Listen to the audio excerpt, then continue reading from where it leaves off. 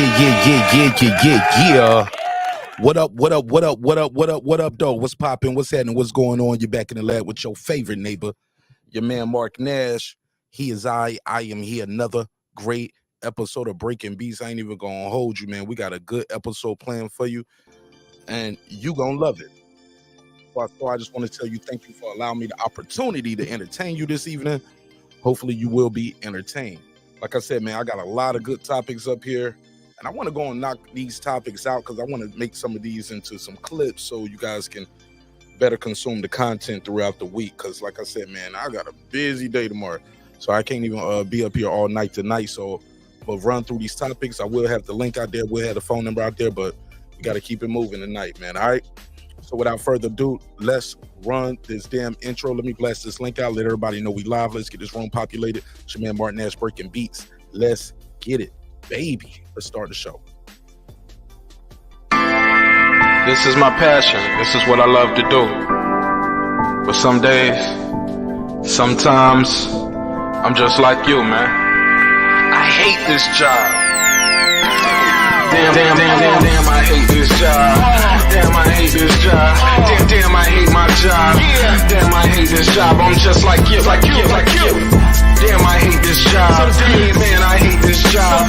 Man, I hate my job. From a good dream I awake, sun rays on my face, planning out my day, hoping this ain't the one that I catch a case. I feel so good, I feel so straight. My manager keep calling me saying, hurry up, you late. Hurry up, you lay off. Y'all, man, I hate this job. Man, I hate this job. Been trying to play it cool, but it's hard to play it off. I've been hanging on to this bush, cause my car still ain't paid off. I know I'm on my way up, my boy just got laid off, so y'all, man, I hate this job. Man, I hate this job. These hooks here so ratchet. These hooks here so sneaky. Y'all don't even really pay enough for y'all to only pay bi-weekly. I'm trying to double up my cash. Take this job, shove it up your ass. Yo, man, I hate this job. Sometimes I wanna say, walk in and slap my boss. This shit is getting hard. Damn, I hate this job. Gotta make it out of this struggle, bruh. And I don't really mean to take it out on you. You just a customer, but damn, I hate this job. Damn, I hate my job. Damn, I hate this job. Damn, I hate my job. Damn, I hate this job. Damn, I hate this job. Damn, I hate my job. Damn, I hate this job. We're the reason why your stockholders always stay afloat. Yet I'm asking, are they hiring? Like everywhere I go, schedule will say 9, but I think it's fine if I clock in at 9:04. I work 40 hours a week plus overtime just to be bro. So y'all, man, I hate this job. Hate that I applied. So much has transpired since the day that I was high. Told me I could advance, but you were telling me lies. Gotta give your notice before I quit, but you don't say shit right before I'm fired. Damn, man, I hate this job. Sometimes I wanna say, walk in and slap my boss. This shit is getting hard. Damn, I hate this job. Gotta make it out of this struggle, bruh. And I don't really mean to take it out on you. You just a customer, but damn, I hate this job. Damn, I hate my job. Damn, I hate this job. Damn, I hate my job. Damn, I hate this job. Damn, I hate this job. Damn, I hate my job. Damn, I hate this job. You and your procedures, you and your protocol, you and your policies, none of that shit don't apply to me. You and your quotas, you and your standards, you and your 2 sick days a year. Y'all niggas bananas. Wonder why the postman's posted with hammers, going postal with Popo on camera. His wage got him enraged, stressed out, it's hard to maintain. He flips the middle, grabs his. He said, if you don't get the picture, I quit, you ain't shoot. Mother, man, I hate this job. Sometimes I wanna say, walk in and slap my boss. This shit is getting hard. Damn, I hate this job. Gotta make it out of this struggle, bruh. And I don't really mean to take it out on you. You just a customer, but damn, I hate this job. Damn, I hate my job. Damn, I hate this job. Damn, I hate my job. Damn, I hate this job. Damn, I hate this job. Damn, I hate my job. Damn, I hate this job. Look, man, I hate this job. I put my pants on one leg at a time, just like you. I'm out here trying to take care of my family. Damn, I hate this job. It's not always glamorous, for real, but I do what I gotta do for me and mine, you know? Damn, I hate this job. Damn, I hate my job. Damn, I hate this job. Damn, I hate my job. Damn, I hate this job.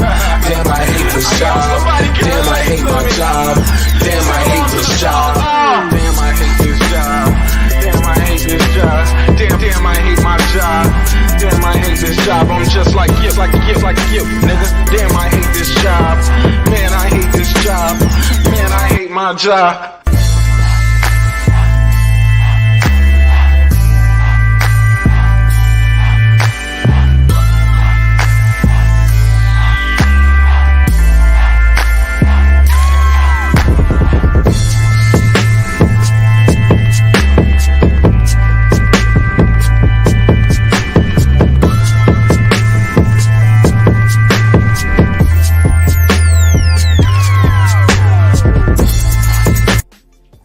The views and opinions expressed in this program are those of the speakers, commentators, experts, and or the host.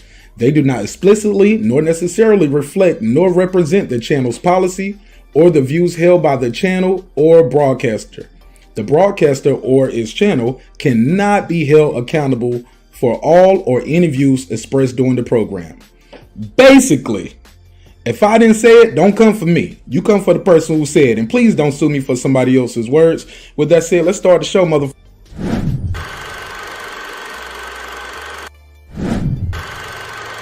Let's do it. This that squad sound. Yeah.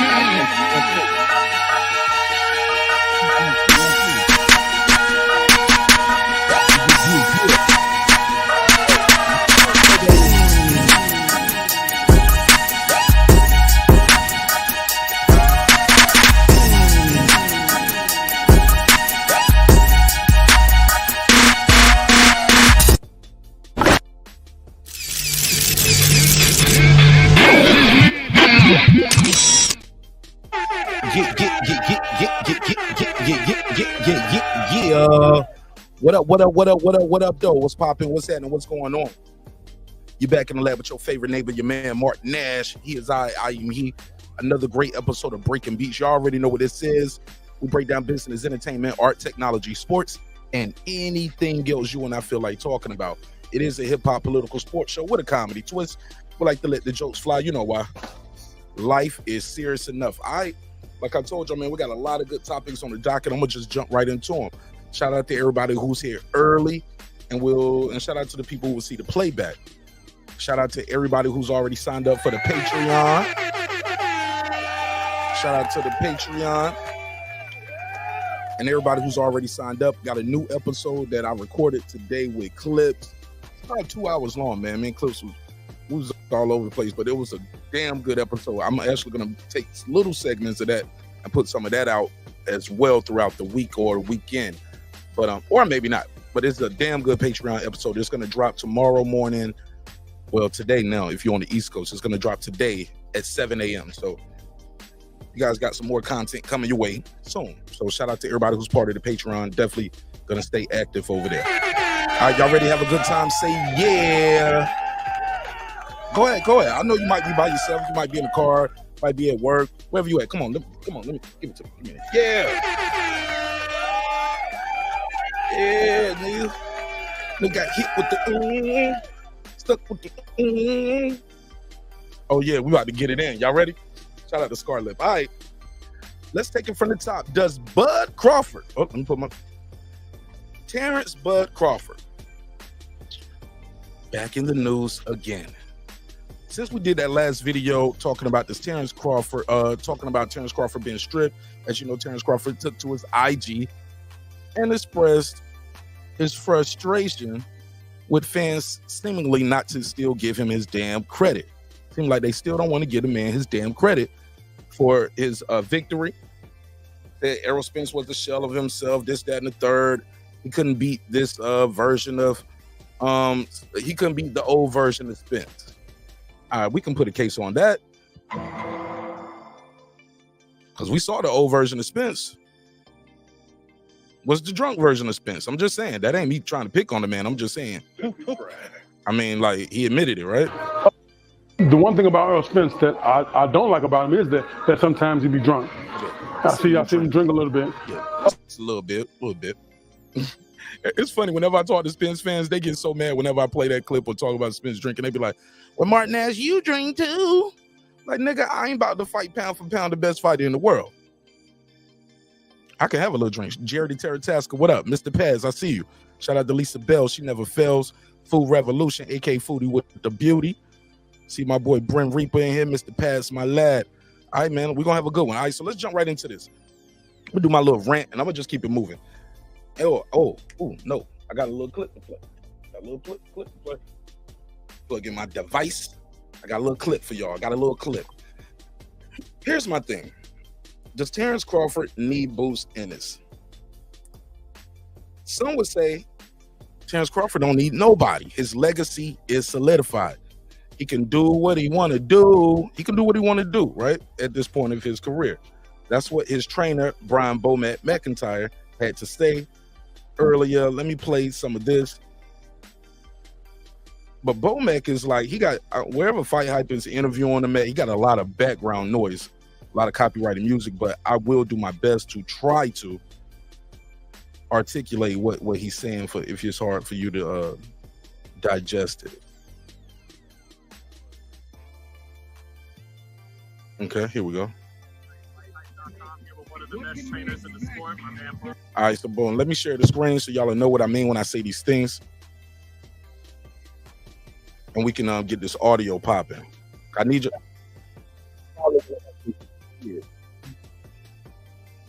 Probably gonna need to see it to really grasp what he's saying, because like I said, he has a lot of background noise there. He has some copyrighted music as well. So we're gonna deal with it. We sure is. Share on the screen.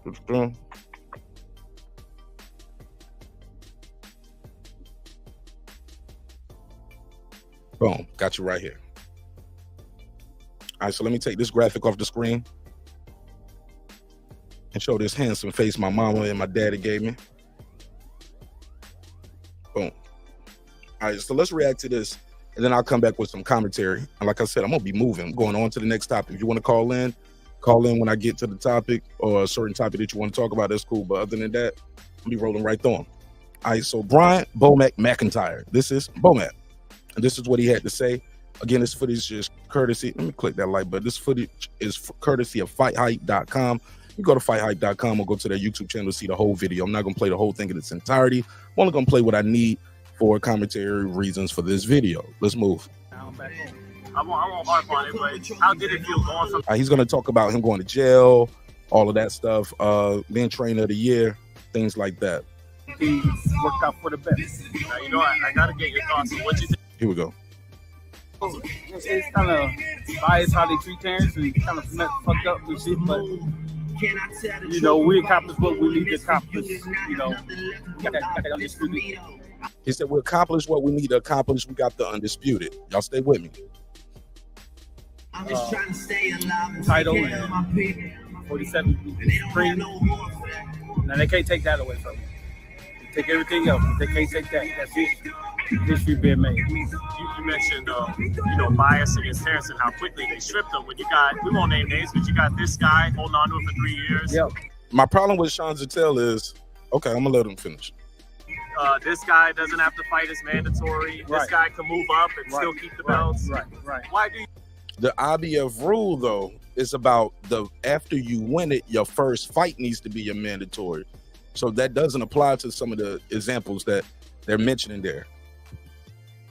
You get what I'm saying? Your first fight has to be your mandatory. So if it's not your first fight, you can move up and not lose your IBF, but you might lose your WBA or your WBO or your WBC. You get what I'm saying? Do you think they did that with Terence? It probably was a little pressure from the what's his name? In his camp, you know what I'm saying? Because they have been pressured for a while. They was pressured for a spitz fight, you know. So when the title changed hands, you know, so things just happen, you know.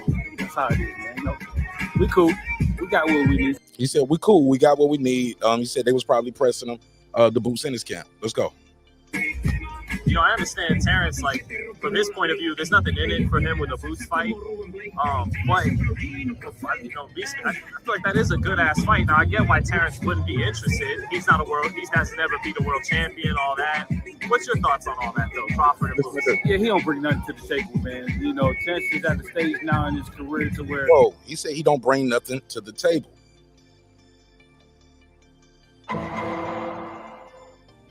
Brings the IBF title to the table now, and a chance to be 3-time undisputed.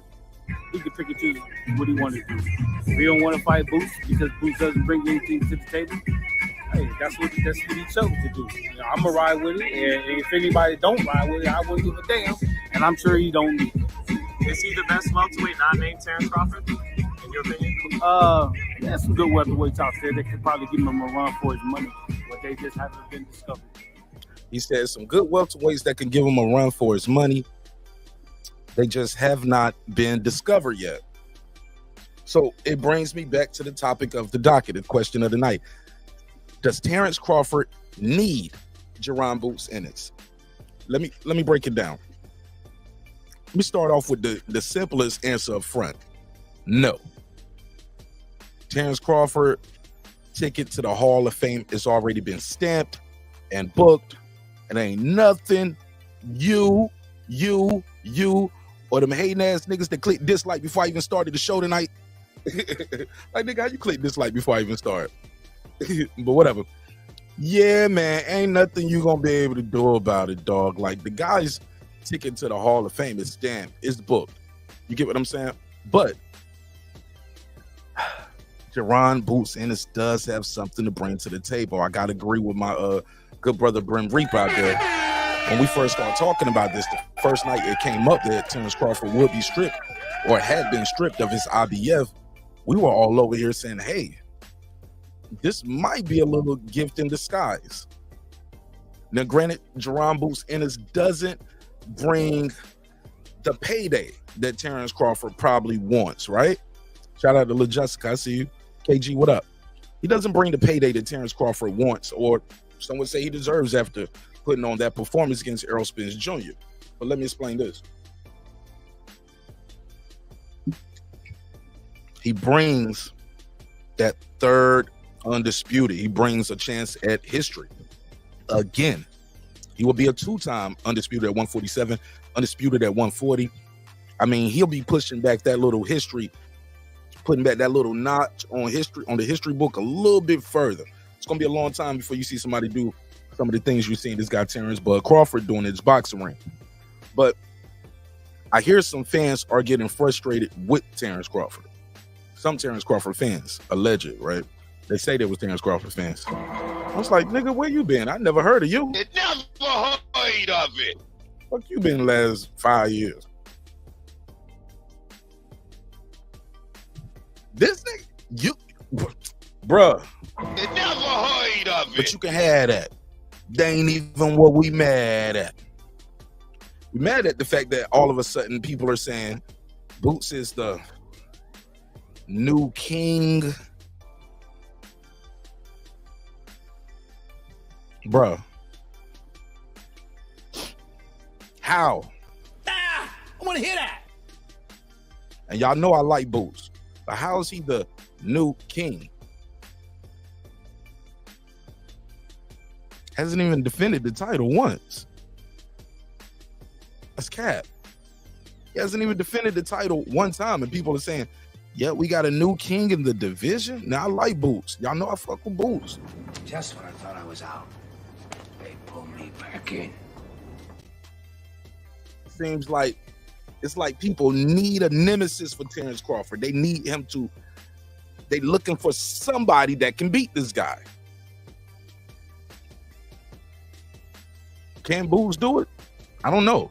But some would say Terence Crawford gains nothing but his old belt back. He's at this place where you beat the top guy. You beat the guy with all the belts. You beat numero uno.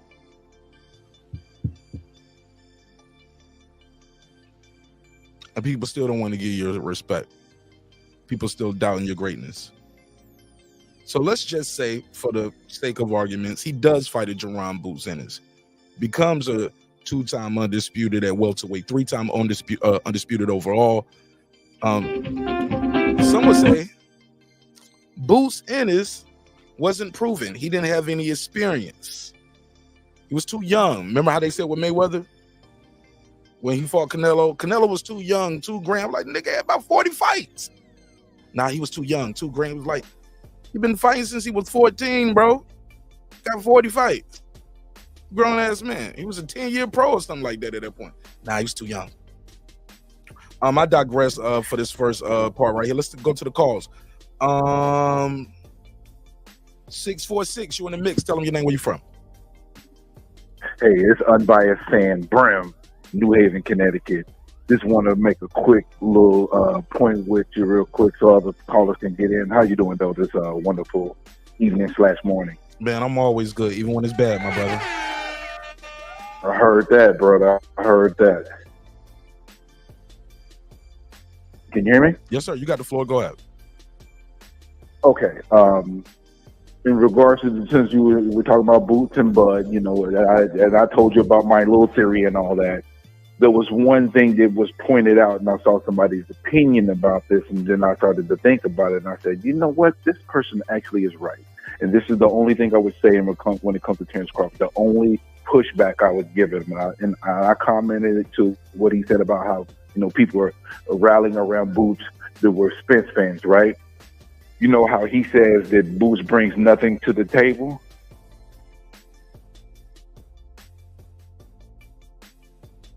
Oh, yeah, I was muted. Go ahead. You're right. I'm listening. I'm sorry. Yeah, so he says Boots brings nothing to the table. That's no different than Canelo telling him that that does nothing for him. It's not the same. Totally not the same. It's the same, and it's not the same, but it is the same. It's not the same, but it is the same.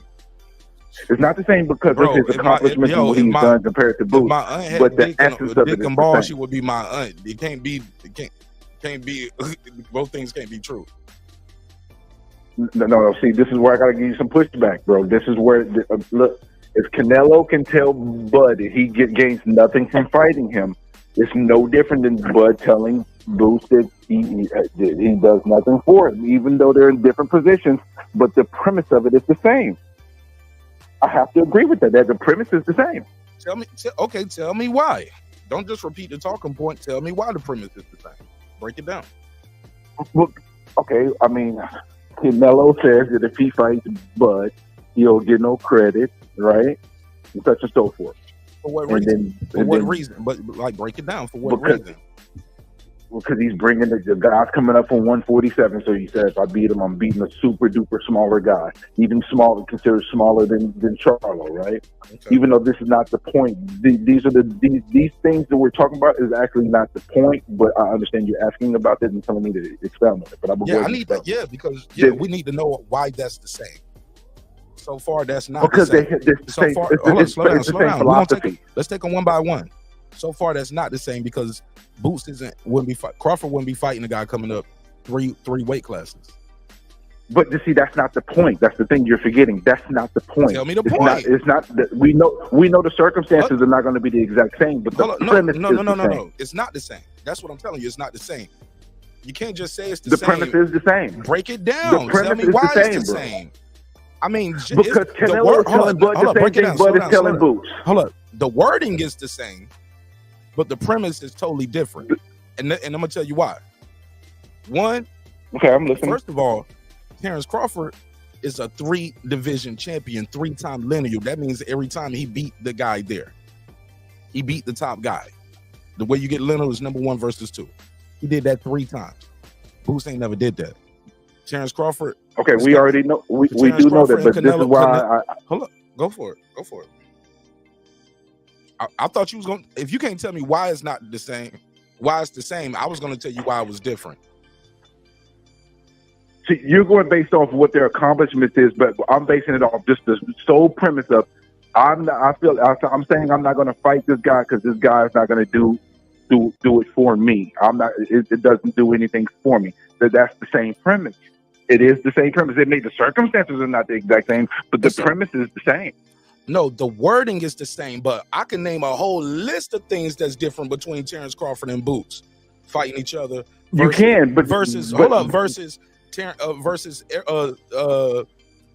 Canelo. I can name a whole, like, it's not the same. The words are the same, but it's not the same. Boots ain't never fought on pay-per-view. He never headlined a pay-per-view card 0. Crawford has. That's different. It's not a guy coming up 3 divisions. It's not a guy coming up 3 divisions. That's different. It's not undisputed versus undisputed. That's different. It's not the 2 top guys in the world right now. At one point, both these guys were pound for pound number one in the world. Boots has never been on nobody's pound for pound list other than Philly. Respect to Philly, but I'm just saying we can keep going, bro. It's not the same. Okay, cool. Crawford fighting Boots. Okay, hold up, and now the only premise that would be the same, and I matter of fact, I ain't even gonna shoot you no bill. Go for it. What you about to say? No, go ahead and say. No, please speak. I can't make your argument. My job ain't to make your argument for you. Go ahead. I'll say that. You was about to say something, so speak. Because even if it's, I'll give you time to say it. You might figure this out.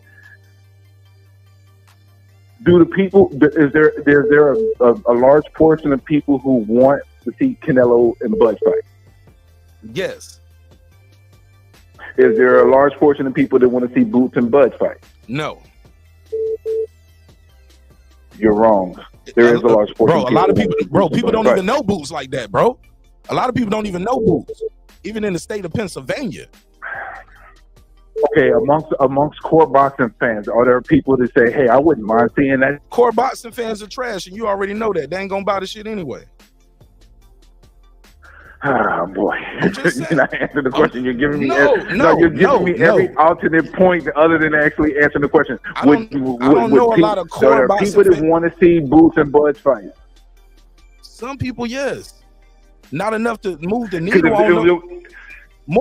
Let me play the game. Bud was to fight anybody at 147, that's the only person we would want to see him fight at 147. Absolutely, at 147. Nah, I think some people still want to see him fight Keith Thurman. I think some people. I'm just telling you because Keith Thurman is proven, but he's inactive too. I understand that pushback though. Give you my opinion. All right. But yes, that Boots is the lead guy that me personally I would want to see him, and I think most people watching the show right now would want to see him. But here's the thing: let's play your game right there. I roll the dice. Let's shoot. Okay. Which fight is bigger? Which fight is bigger? Crawford versus Canelo. We obviously know Crawford versus Canelo is bigger. Not because take Canelo out, the level of competition, right? The two guys too, right? Take the name and what all the cachet he brings to it, right? But I'll even I'll shoot you one even better. Is Boots Ennis versus Canelo bigger than Crawford versus Canelo? No. Why? Because Boots don't have the same name recognition. He's not on that level yet as a fighter. He might have the talent. He might have the forecast future ability to potentially be there, but he's not. He hasn't proven that yet. Or resume on that scale. But see, I understand every point that you're making, but it's not about none of that. I'm just talking about just the core premise that if Canelo says Bud does nothing for me, and then Bud says I see no purpose of fighting Boots, it may be different circumstances. It may be a lot of different things surrounding it based on what the fighter's accomplished. But the premise to me is the same. Because if I say, "Oh, Canelo, you don't want to fight Bud," that's weak. If somebody says that and then turn around and say, I don't have no problem with Canelo saying I don't want to fight Bud, but then say they have a problem with Bud not wanting to fight Boots, to me that's not being genuine there. Because oh my God! Even though there are different circumstances, it still is the same premise. It's still based off the same thing. This person does nothing for me. You're saying the same thing over and over at this point, Brim. You're saying the same thing, but you're not adding nothing to it. You're like that. What you just said, you said that about 3 or 4 times, but you're not giving me the details, and the devil is in the details. Because there's no details needed. There's no details needed. They both said the same thing, and that's it. There's nothing. There's no digging. You're digging for stuff that's outside of the realm of just that base, that raw base. All the other stuff is just extra additives to it. We're just talking about just the core of the mentality of the potential of that fight between those guys. That's all That's all I'm talking about. All the other things about who they fought and what they've accomplished, I understand that. Well, I'm just talking about just on the core. If this person says this and this person says this, it's based off the same thing. This is what I'm trying to tell you, sir. The words are the same. In the concept of the thing, the premise might seem the same, right? But circumstances matter. The devil is in the detail. The details matter. Example, if somebody would, by your logic, what you just said, Terence Crawford could say that same thing to Blair Cobb. You don't bring nothing to the table. Well, no, Canelo told you that, so you got to fight Blair Cobb, Terence Crawford. Oh, but let me give you a metaphor, right? Nobody's looking for that fight, though. Nobody was looking for this fight. Unfortunately, I disagree nobody with was that. calling for this, bro. They was calling for Spence versus Crawford. Actually, the fans right now are calling for Crawford and Canelo, Crawford versus Jamel. I've heard more fans talk about Crawford versus Tim Tszyu, and then fight Jamel. I've heard that more than I've heard Boots Ennis, bro. I'm just keeping it above. I think you're discounting the amount of people who are batting for Boots getting a fight with first. But I think you're discounting it. I'm not going to discount it, even though I personally don't have an issue if he doesn't fight Boots. If he's going to 154, because obviously it looked like that's his plan, but there's more people than you're leading on. Bro, to be honest, if people wanted that bad, the money would be out there for the fight, bro. You do understand that, right? Somebody would want to put the money up for that fight. Who do you think is trying to put the money up for that? To offer the payday that this guy is going to demand after coming off of the career high payday. Do you understand the logic behind that? It's a big difference. I definitely understand it, but to turn around, I could say the same thing about B-Ball and Viterbius. That fight hasn't happened, but that got something to do with the WBC and the war in Russia and what they're doing. That has nothing to do with this situation. It's not the same. Also, Canelo, but they had that issue before there was ever a conflict. They had that issue, though, bro. But look, that's not the fighter saying, "I'm not gonna fight him." He don't bring nothing to the table. It's not the same. True. Well, let me take another call, man. But I appreciate you calling in, bro. I enjoyed it. For sure, my man. 410, you got the flow. Tell them your name, where you from. Damn, I hate this job. Damn, I hate this job. Hey, some days I do, but some days I love it, man. Some days I love it. Talk to me, man. How you feel? This is Jerry the Terror Tasker from BMO. Silence. I'm afraid. I'm siding with Reaper on this one. To me, if you want to talk details and what the differences are between the two, he says, Boots brings nothing to the table, and Canelo's saying, he gains nothing from fighting Crawford. The reality is Crawford's not Canelo's mandatory. He doesn't fight in the division. He fights not one, not two, but 3 weight classes below. The bottom scoop on that is not only will Canelo not get credit if he beats Crawford, he'll get criticized for fighting him. And the worse he beats him, if he should stop him, he'll get further criticized. But it's a win-win situation for him because he'll get the bag. And if he does lose, who out there is going to say, well, everyone's just going to say, well, look, man, you jumped up 3 weight classes to fight another pound for pound, but that's unprecedented in boxing. So you lost, and it's understandable. But good job, good effort. Yeah, you kind of making my point. All the praise. Hey, look, you kind of making my point for me, Jerry. It's not the same. 2 pound for pound top guys. Not the same. 2 of the best guys in the world. It's actually worse. It's actually worse from Canelo's situation, in my estimation, because again, guy's 3 weight classes below. He ain't gonna get no credit at all. If Crawford beats Boots, Boots is considered the consensus top next coming guy, and he is the mandatory, or at least he was, for that IBF title. So, the thing is with Bud, I guess we're all gonna have to realize is his career. Me, even though I know he's been at it for a while, I want to see more of him at the top level. I almost feel like he's just kind of getting started, even though he's at the end. Now, he said he wants to have 3 more fights. Now, we know that the Spence fight, if it comes to fruition, because as of right now, there's no date on it, and I'm not sure that fight even happens, contract or not. What? Because the reality is, well, I'll tell you why, Mark. very likely the purses aren't going to be nothing close to what they were in the first fight.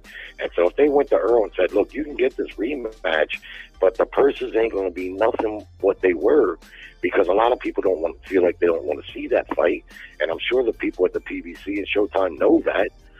So Spence may be thinking, well, fuck, man, I don't really know if I do want to fight him again, because he whooped my ass bad the first time, but at least I got a good bag. Now, Jerry, with all due respect, Jerry, you're projecting. Well, of course, but that's all we can do right now because the fight's not been announced. If it was just as easy as the rematch is there, and but we know it's never that easy. Economics are going to play into it, and it's pretty obvious that the economics ain't going to be what they were. And it might not be worth it for Spence. He may be thinking, like I say, he's got him whoop my ass real bad once already. Now I'm looking at another ass whipping minus the bag. Maybe I'm better off just moving on. And then you factor in Showtime's getting out of boxing and the limbo that's there. I don't know. We'll have to wait and see. But Bud says he wants to have 3 more fights. Me personally, I'd like them to be meaningful fights. But it's his career, and it's obviously up to him. If he can find someone to finance, in other words, pay him to fight an Avanesian type or someone along that level for his last couple of fights, I guess bully for him if he can find that. But if he's going to be the defending welterweight champion, I think it's fair for people to expect him to fight Boots Ennis. I don't see why not. Possibly Keith Thurman too, but Keith just gets more irrelevant by the day. I like Keith. I'll try to have. Damn, Jerry, by the day. Well, doesn't he know? I mean, he does have a fight scheduled. He needs to get that fight and look good in that fight. Who's he fighting? Who's he supposed to fight? Keith, is he fighting Stanionis, or I heard he's got a fight scheduled. Shit, I heard he was fighting the flute. I saw a little tweet going around. He was struggling on that damn flute. I don't know. He fighting the flute. Okay, well, that's what I'm saying. Keith, that way, if he fought Keith, he could say, look, I beat the top welterweights of my era, and I beat the next up-and-coming guy. And then maybe he can move up and fight Zoo and win another title in another division, because this third undisputed, by having the belt stripped and not fighting the mandatory and then turning around and fighting what was your mandatory, because that's a watered down undisputed. I'm sorry. That waters the whole title down, if you ask me. But does it matter if it's but does it matter though? Like, because it's not his fault that he got stripped. He got a rematch clause. He beat the guy. Okay, then he goes, fights that guy again, then goes back and fight. But I forgot, man. I messed up. Jessica is right. She had put it in the chat. She was like, it was about being 3 division undisputed, not 3-time undisputed. So I misspoke. And so my whole little scenario is out the window. I was wrong. LaJessica, shout out LaJessica in the chat. She is correct. Shout out to my boy Wanda Villa too. I see you, homie. Philip H, the all-time great. Well, what are you saying she's correct about? Southpaw TV, what up? She said Bud wanted to be a 3-division undisputed, not 3-time undisputed. Yeah. So I was wrong. Coco, the Bulldog, what up? So I was wrong. I misspoke. Well, your initial question, does he need Boots? No, that's obvious. He doesn't need them. I mean, guy's already Hall of Fame accomplishments, 2 times undisputed, 3-weight lineal champ. Well, no, he doesn't need them.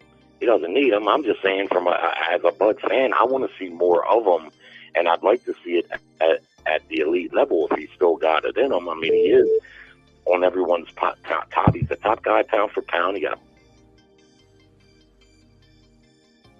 in his career, and I'd like to see him finish strong. I mean, it's up to him, obviously, but I'm not paying to watch him fight, anyone other than a Boots, possibly a Keith Thurman, Tim Tszyu, one of the top guys.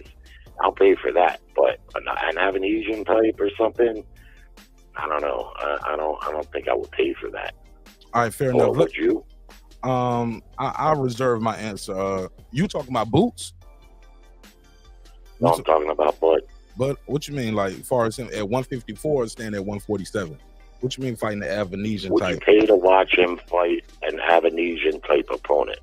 I bought that fight. Almost certainly he'll be. I bought him fighting Evanesia. That was a real fight. It happened. You said it happened. It wasn't a pay-per-view fight. I bought it though. It was but it was only like what, $40, $30, $40. It was something like that. But let me take another. Hold on, Jerry. Let me take another call. Stay right there. Sure. Caller, what's your name? Where you from? What up, Mark? This M1 from the BX. M1 from the boogie down Bronx. Talk to me, fam. What's the deal? Hey, yo. I hear y'all talking about Boots and Crawford again, huh? Yes, sir. Talk to me. My question is, when Boots is fighting and who he's fighting and where is he fighting? Because he was not on the PBC, he was on the Showtime, so Showtime is out, so Boots don't even got a motherfucking home to fight on. He don't even got a platform to fight on right now. They're gonna find somewhere for him to fight M1. Huh? I'm sure they're gonna find somewhere for all these dudes to fight. Yeah. They'll find him, you know what I'm saying, later on or whatever. But, you know what I'm saying, all these people talking about, yo, he should fight this. You know what I'm saying? Who's going to put up the money for this fight? Like, who's going to put up the money? Bud's going to put up the money? Because I know Boots people ain't going to put up the money. So I don't understand how people keep talking about Bud and Boots. You know what I'm saying? Unless somebody's gonna pay for it. That's my thing is he don't got nowhere to fight at right now. So people are bugging out with this shit. What you think about that?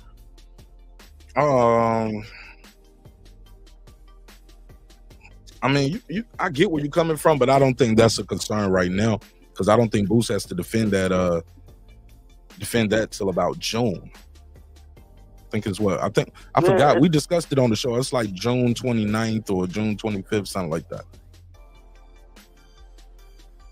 Yeah, you're right. He got a little time. Plus, you know what I'm saying? Crawford got unfinished business anyway. You know with who? I don't know. Who he got unfinished business with? All his business go to sleep. Or the referee like this.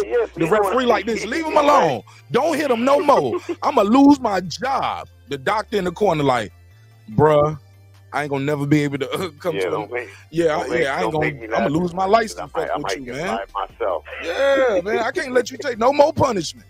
This shit is over.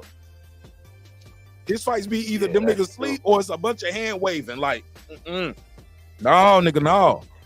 That's what's going on in them Crawford fights. So I'm trying to figure out what you mean with unfinished business. You talking about this Spence rematch?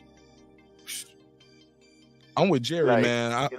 I'm with Jerry. I part of me don't want to think it's gonna happen unless Spence pull out, but another part of me is like, that's a big ass payday for Errol Spence Jr. And fighters always think that, and fighters believe in themselves. They think they can do better, bro. But go ahead. And I'm going to go back to Jerry, and I'm going to go to my next topic after this. Yeah. Another thing, you know what I'm saying? Like, people believe that Bud is going to go in there if he fight Canelo.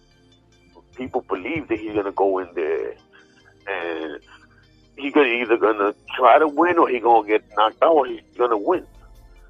You know what I'm saying? He ain't going to give no half-ass motherfucking show. You know what I'm saying? Right. If he go up against Canelo. You know what I'm saying? Now, I don't know. I don't think Boots could give Crawford any trouble, honestly. You know what I'm saying? Motherfucking Karen was just running around the ring and he couldn't catch him. He couldn't motherfucking close the show. He couldn't cut off the ring or nothing. You know what I'm saying? Crawford is a different animal in there. You know what I'm saying? When it comes to them feet and them hands, man. You know, like, I don't know, man. People just, I don't know, they be on the bandwagon. All right. Fair enough. But anyway. I appreciate you, man. All right. My man. Appreciate you too. All right, shout out to M1 from the Bronx.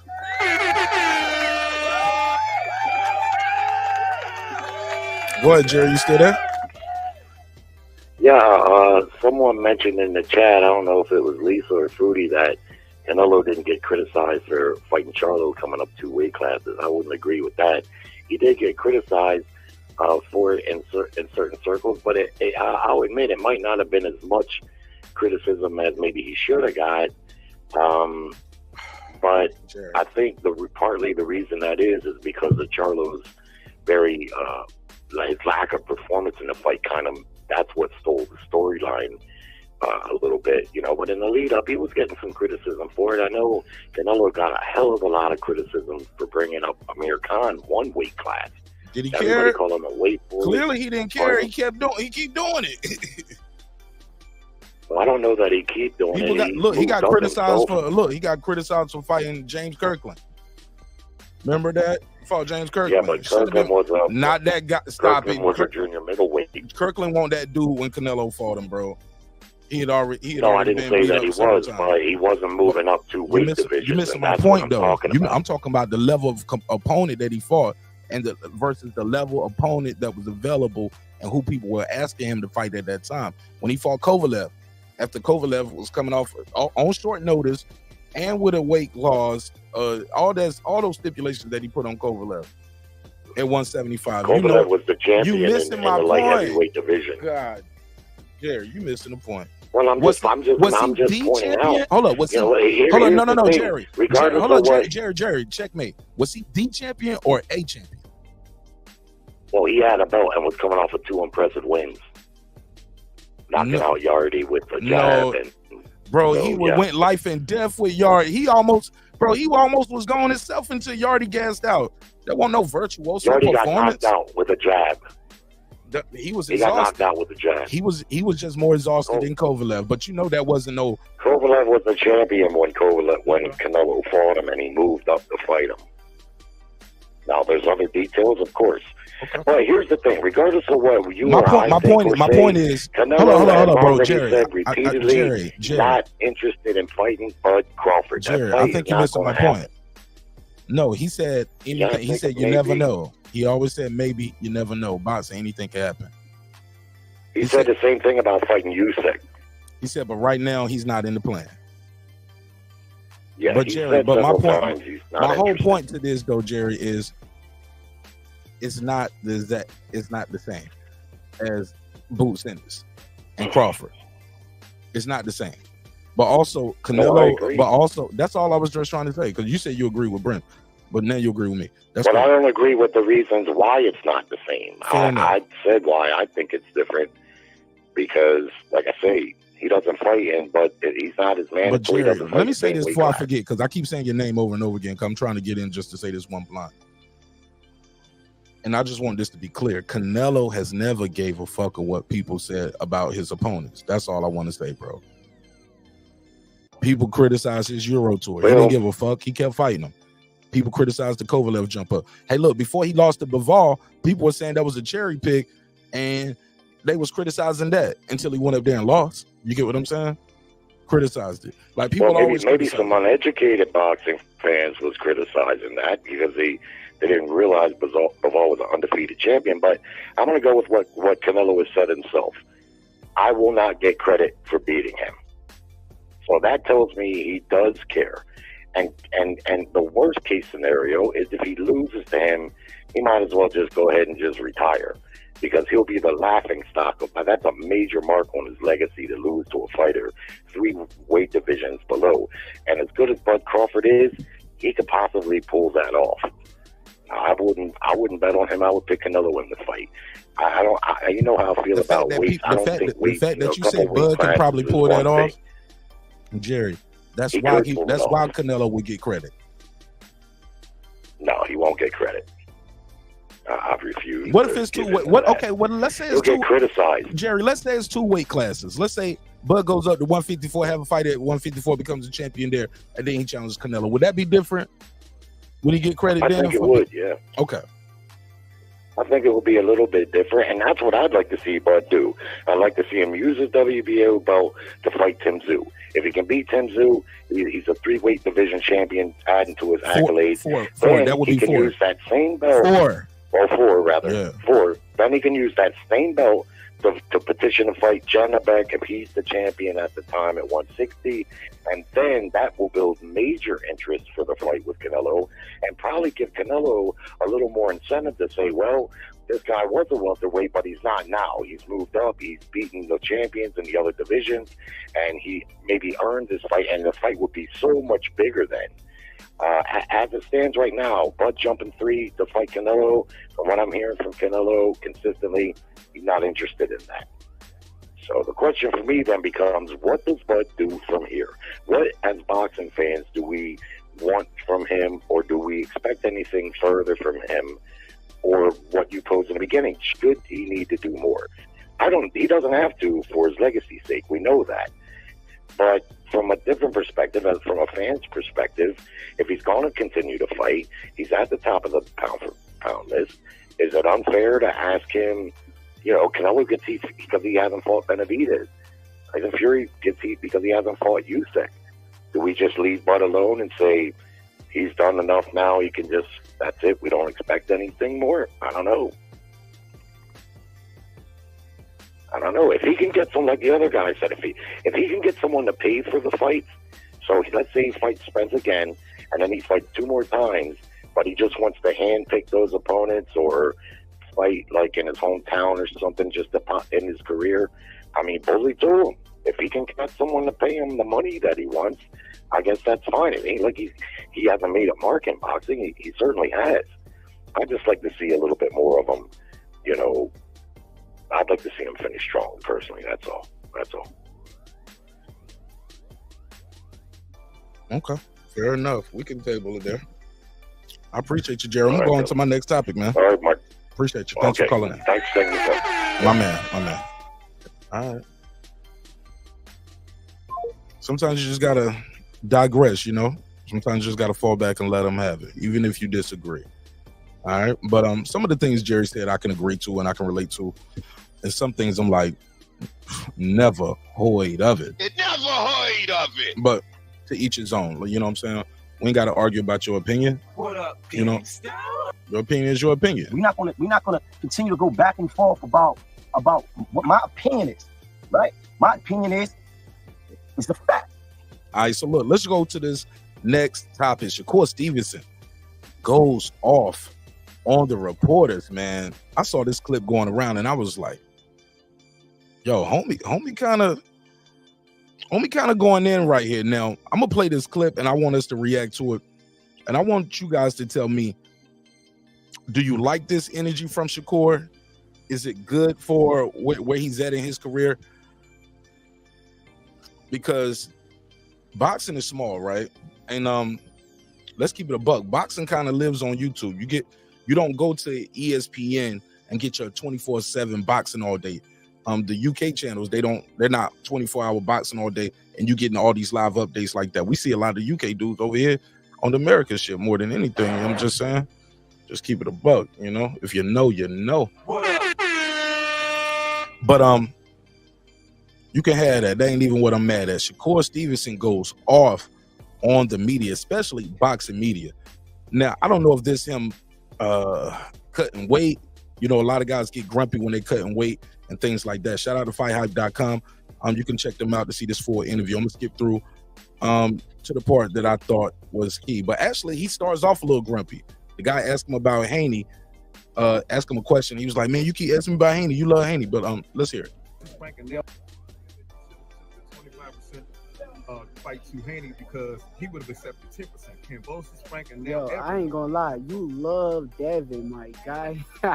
You've been asking me about Devin since yesterday, my guy. Let's focus on Hey, Edwin. what? We don't have an Edwin question on Nah, I answer all the questions. I don't give Shout out to the PR lady in the back. That looks like the same lady that does Terence Crawford PR too. She looks like the same lady, if I'm not mistaken. But you can see him. He was like, "It's cool. I'm gonna answer it." But she was like, "Yo, stick to the script, nigga. Ask him these questions about his fight." But he was like, "I don't give a fuck. Let's go, Shakur." So far, so good. I love the energy. Let's go. Was Cambosis Frank, and now Edwin all said that you should have took it for the opportunity. What's your response? What the fuck do I care what Edwin say? Edwin is Edwin. Who the fuck is Edwin? Edwin, this is his first big fight. Edwin got to prove himself on Thursday. So I hear you, but I know you love Devin so much. And Ooh. just like a lot of these other media people, y'all got favorites. And honestly, like he about to go there, man. He's there. Let's go. Right now, I'm starting to understand why Tank treat y'all the way he treat y'all. He incognito to y'all because y'all trifling. Like y'all come in this motherfucker and pick favorites and put y'all own narratives out there and spread. Oh man, Shakur. To y'all because y'all trifling. Like y'all come in this motherfucker and pick favorites and put y'all own narratives out there and spread lies and I just think that shit wrong. So I hear you, but man, I don't want to. I'm speaking on y'all in general as a whole. Boxing media is the fakest motherfuckers in the world. With all due respect to y'all, but y'all fake as shit. Wow. What up? Southpaw said, drop the link. Okay.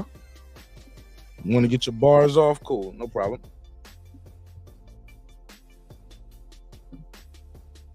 There you have it.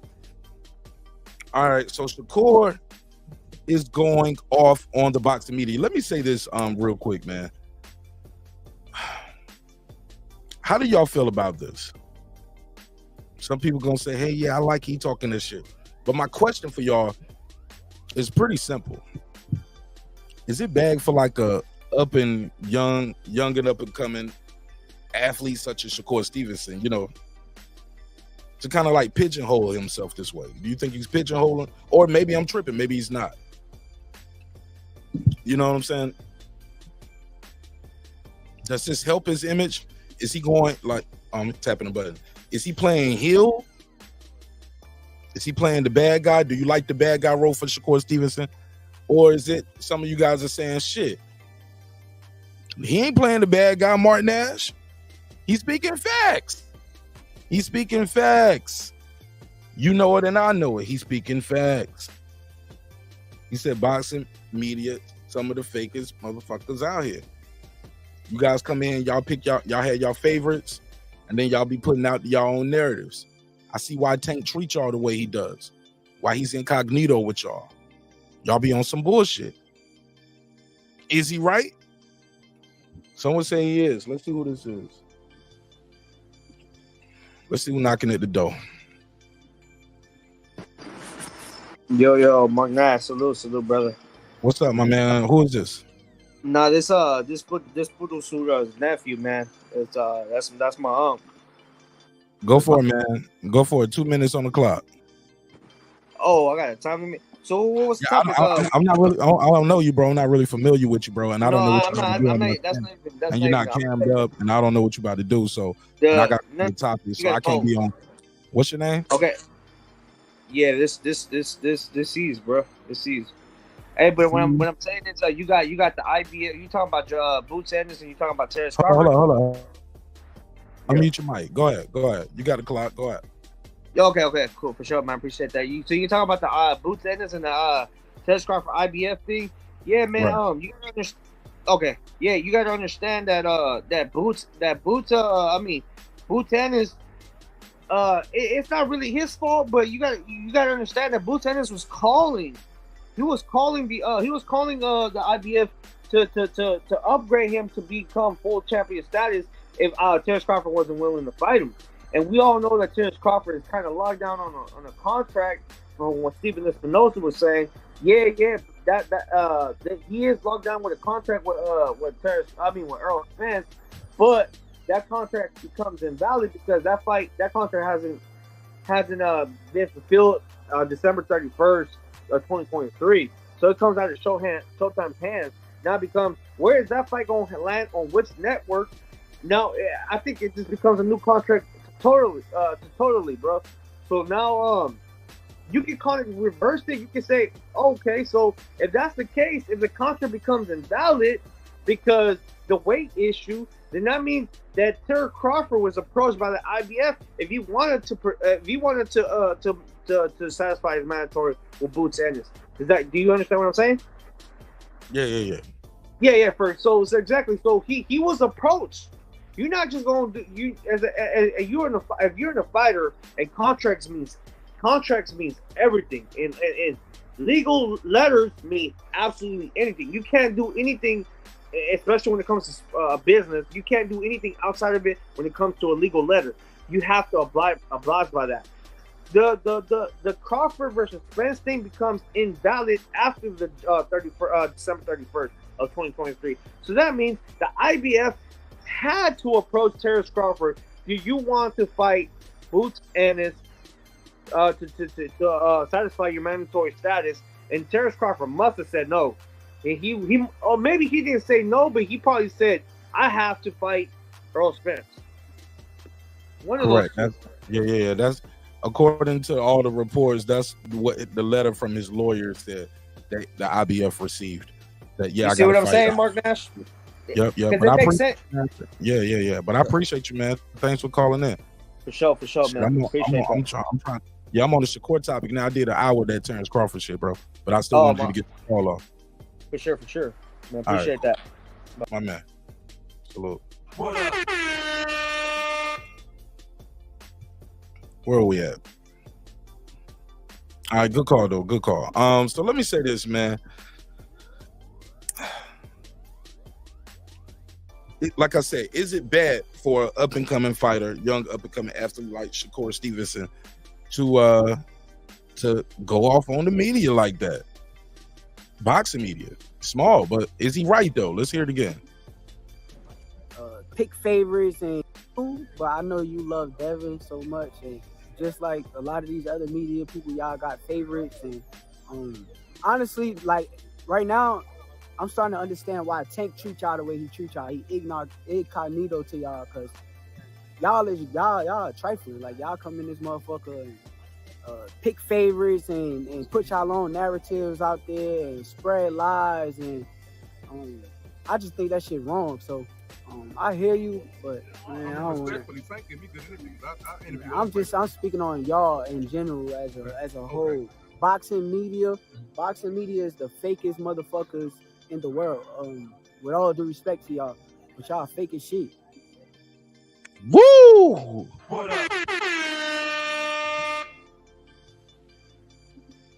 When did you realize that? What y'all think? What y'all think of young Shakur? Y'all agree or disagree? Let's hear what he said. Somebody said, caller, we already know about this. This happened back in August. Definitely not smart by Shakur.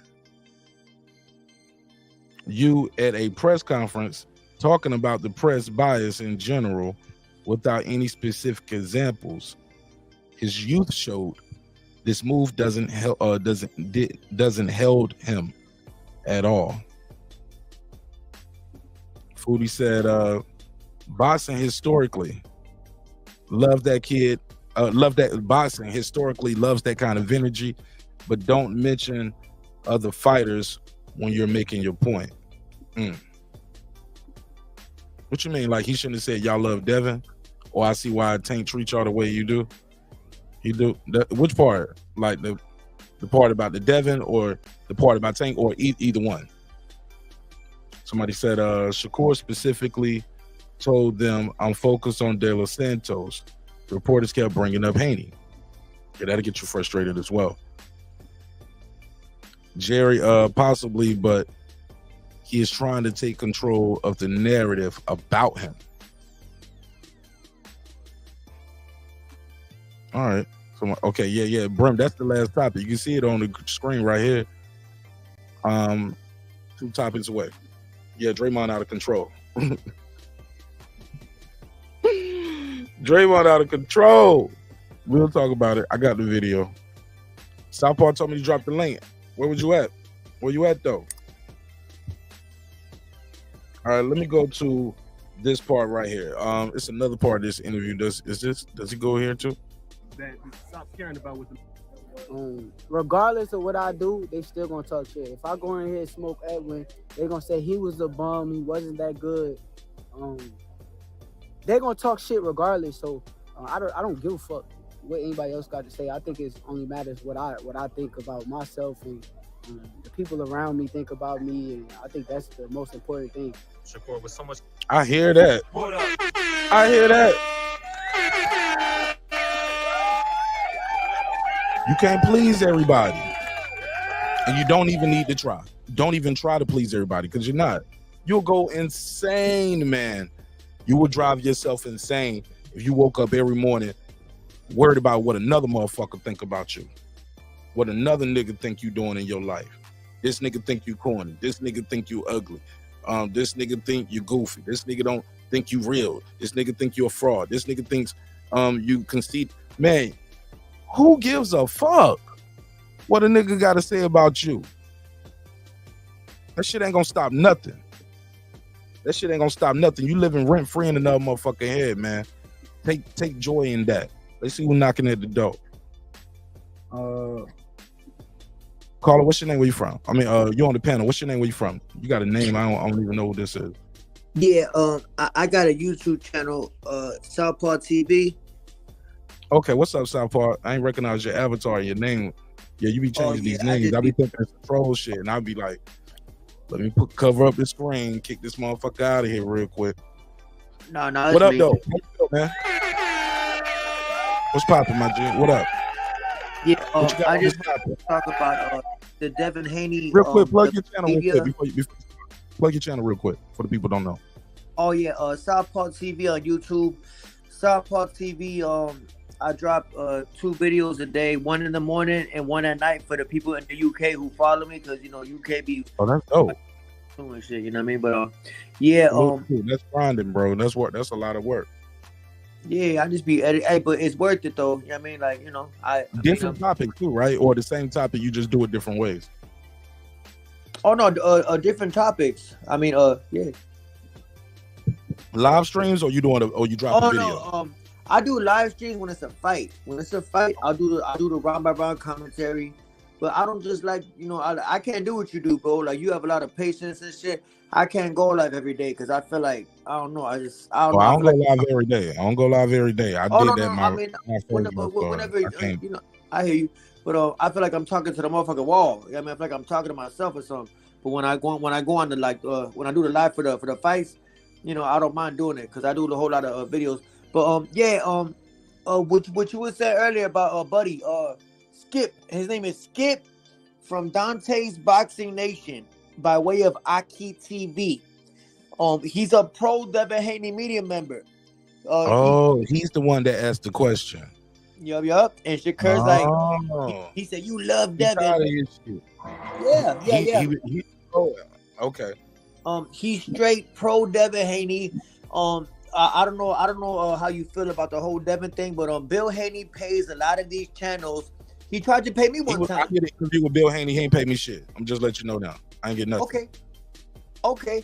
Well, I shouldn't say that. He asked me one time. He asked me. He just pulled up in the live chat and just clicked the link like you just did. Right on. Yeah. I'm gonna cut you off. Go ahead, bro. No. Go ahead. The dude Skip. I did a video saying that Skip is a pro Haney media member. So he hit me up like, yo, I'm not pro Haney, I'm pro boxing. So I'm glad that somebody like Shakur told him, yo, you love Devin Haney. He like a Devin, excuse my language, but he a Devin Haney dick eater. You know what I mean? Like, he, with the true definition of a dick eater. Devin could do no wrong in this dude's eyes. You know, Devin want to jump in the ring with Ryan Garcia. He want to jump in the ring with Lomachenko. He pulls up on Teofimo. He pulls up on George Kambosos, talking about, I'll go to Jupiter to fight you, but he can't take a trip to New Jersey. As soon as somebody jumps in the ring on him, he run out. None of y'all could tell me that Devin Haney is that dude. Nobody would ever duck Haney. When you fight Haney, you're not finna get dropped. You're not finna get hurt. Devin Haney ain't no threat. Devin Haney was born in San Francisco. raised in Henderson, Nevada. Yet he has an Oakland tattoo on his leg. His pop's going around telling people that the man was born and raised in Oakland. He was not. I got people who went to school with him. Bob Miller Middle School in Henderson, Nevada. I got a gang of his classmates. Like, yo, Devin was a quiet lame in school. He went to an all-white school. Hold up, bro. Hey, I don't mean to cut you off, but to be fair, like, what does that have to do with Shakur talking about boxing media is bullshit and they bias? I was trying to finish my I'm gonna get to that. The point is, I get the gist of what you were saying. I just want to stay on topic because I'm gonna roll through them. I don't know if you caught the beginning of the show. I got an early morning tomorrow, so I ain't gonna do a long. Okay, episode like I normally do. As far as Shakur, he's basically calling out the Devin Haney dick eater because everybody want to suck Devin dick on all these YouTube channels because they feel like Bill Haney's gonna send them a cash app or something. Fuck Devin Haney. He's not a real Muslim. I know real Muslims who could point out every single thing that he does that's anti-Muslim. He joined Islam for a bigger fan base and it's not working. 150,000 pay-per-view buys. Fuck Devin Haney. Fuck Oakland, California. Anybody who rock with him, y'all soft. Any one of y'all, you know what I mean? And that's where I'm at. Fuck Haney, for life. He not a real Muslim, Okay. He sir, uses Islam for a fan base. Sir, with all due respect, you are totally off topic though. We're talking about what the topic is about. Shakur going off on the media right now. Okay, well, Shakur going off.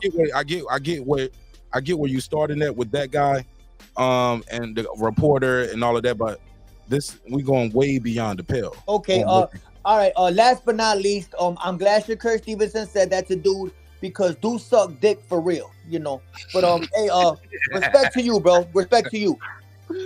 Salute, shout out to Southpaw TV, man. Golly. Tell them how you really feel. I don't know none of that stuff about Devin Haney, and I respect him and his for what he do in the ring, and I try not to get too much into too much of these guys' personal life unless they make the news. Now, if they make the news now for getting arrested, we cover that.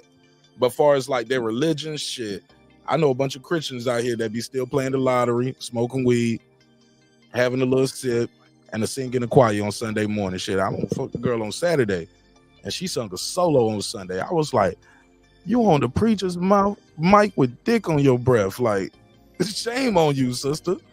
You know what I'm saying? But shit, we had a good time at church, though. I was in the name of Jesus, and I was fucking all night last night, and she singing it. You know what I'm saying? But so ain't nobody perfect, but it's all entertainment, man. It's all entertainment. Talk to me. This is M1 from the Bronx calling back. What up? Yeah. Hey, yo, I think that was good for him. You know what I'm saying? That he ain't say nothing, you know what I'm saying, out of pocket or, you know what I'm saying, or you know what I'm saying? Like, he ain't really, like, yeah, he said a few things, but, you know what I'm saying? I think it's good publicity for him. You know what I'm saying? As long as he don't say, like, no off the wall, stupid shit, man, But, little matches, you know what I'm saying, ain't gonna hurt him, man. I'm glad he's stepping up and talking more, and, that way, we talking about it right now, you know what I'm saying? So I guess it's good, you know what I'm saying? As long as he keep people talking about him, that's it. That's, you know what I'm saying? That's what we want them to do, Let them talk and let them grow, That's what I got, man. Fair enough. But do you agree with him? Like, hey, look, boxing media, you guys are basically you the worst. You guys be having your favorites, and y'all start pushing your narratives. Or do you think this is? How about this? Scratch that.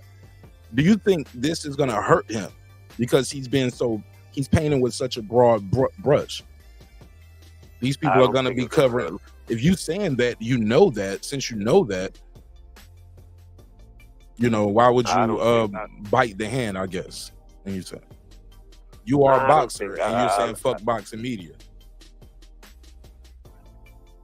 Yeah, but I don't think, you know what I'm saying? I don't think that's gonna hurt him because there's a lot of media that really like him. You know what I'm saying? They Correct. want to have him. They want to talk to him. You know, so him going at one dude, you know what I'm saying? It ain't really that bad for him. You know, unless he's, like I said, like you know, this dude to be like off the wall, like for a little while. You know what I'm saying? Like, you know, I like Teofimo, but for a little while he was just going off the hinges. So, you know what I'm saying? And I was like, wow, like chill with that shit.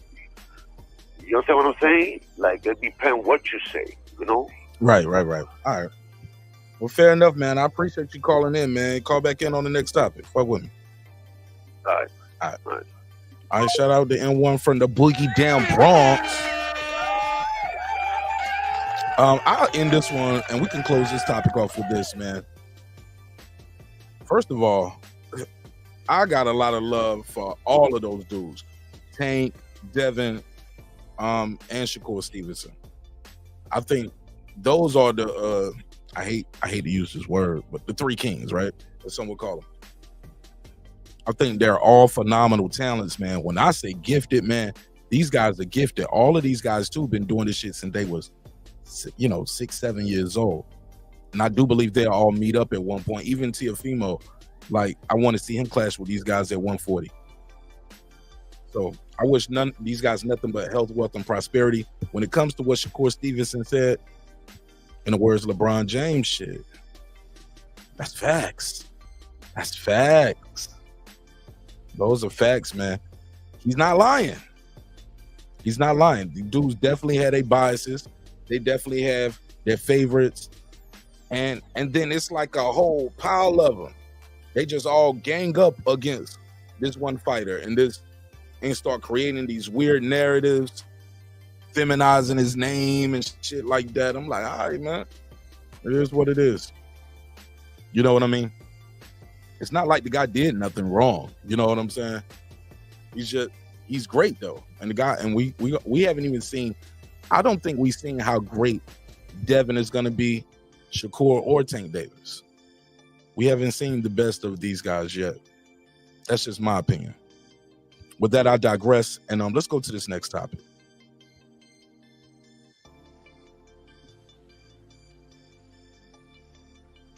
All right, man, it's your man Martin Nash breaking beats. All right, so the heavyweight division is moving. The heavyweight division is moving. We got some movement. I saw this going around on Twitter, and I was like, ooh, wee.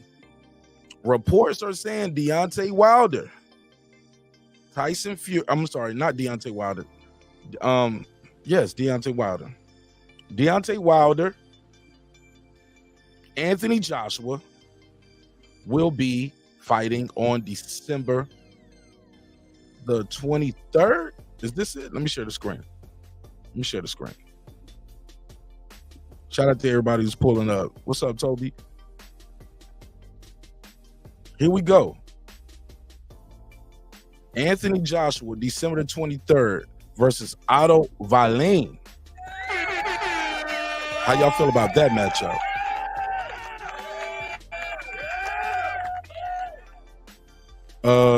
Straight Cut Boxing, what up? Santos, what up?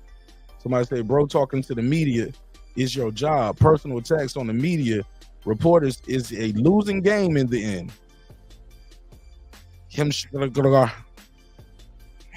Oh, okay, we go. Shakur, that might have been Shakur. Shakur, I was trying to say it. I thought you had said something in another language. Shakur. He said Shakur not on Sports Center because of these comments. Without specifics, he seems paranoid. Well, he did say the guy, he said, man, you was asking me about Devin yesterday. But I get where you're coming from. I'm picking up where you put it down. But Jessica said, she was talking about homie. All right, so here we are, December the 23rd. Now, I heard somebody say this is not a co-main event or one guy. I don't know how true is that. Anybody got any movement on that? Wilder and AJ, these are two different events on the same day. Is that true? I don't know if that's true, but regardless, let's say it is. Let's pretend they on the same card. from what I'm hearing, this is probably the same card. That just makes more sense. Joshua versus Otto Wallin, Deontay Wilder versus Joseph Parker. If they're separate and it's a crazy pay-per-view fight, okay, Wilder's the co-main. I ain't mad at that. Thank you. Shout out to my brother Brent Reaper. I'm not mad at that. I love that. All of this on one card.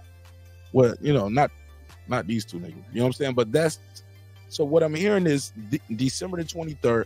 I'm not gonna be real long-winded on this one because from what we're hearing is this is supposed to be announced tomorrow, which is now today.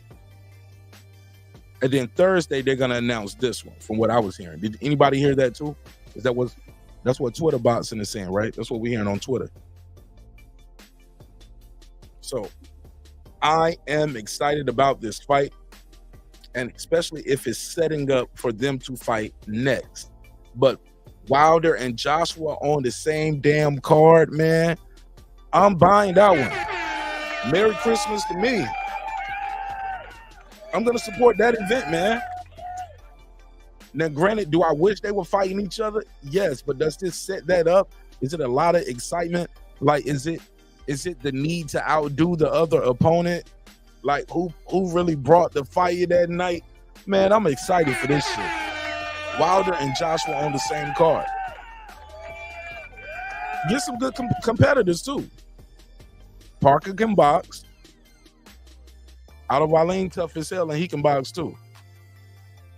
And learned a lot from those that Fury loss. You get what I'm saying? So, y'all let me know, how do y'all feel about this event? Make sure the phone line's still open. I'm going to redrop the link. Come on, because we're going to get through this topic, and I'm going to go to the next one. We're going to land the plane. So, don't be shy. Don't be shy with the link. Go on, pull up. Let's talk about this real quick. Or call in. Because here's the deal, man. Deontay Wilder has only fought, one round in how many years? 2 years? It's going to, man. One round in like 2 years. Some would say he got preserved, but shit. He's still looking shape. One thing I can say about Wilder, his metabolism must be crazy. He never looks fat. He never looks out of shape as a heavyweight too, right? He's just one of them dudes. He's super athletic. I heard he's always moving around, doing all kind of things to stay in shape. But he just like that anyway. He's an athlete. He's very active. Hasn't got high off the hog too much where he's not gonna get busy. Man, oh man, I'm excited about this card, man.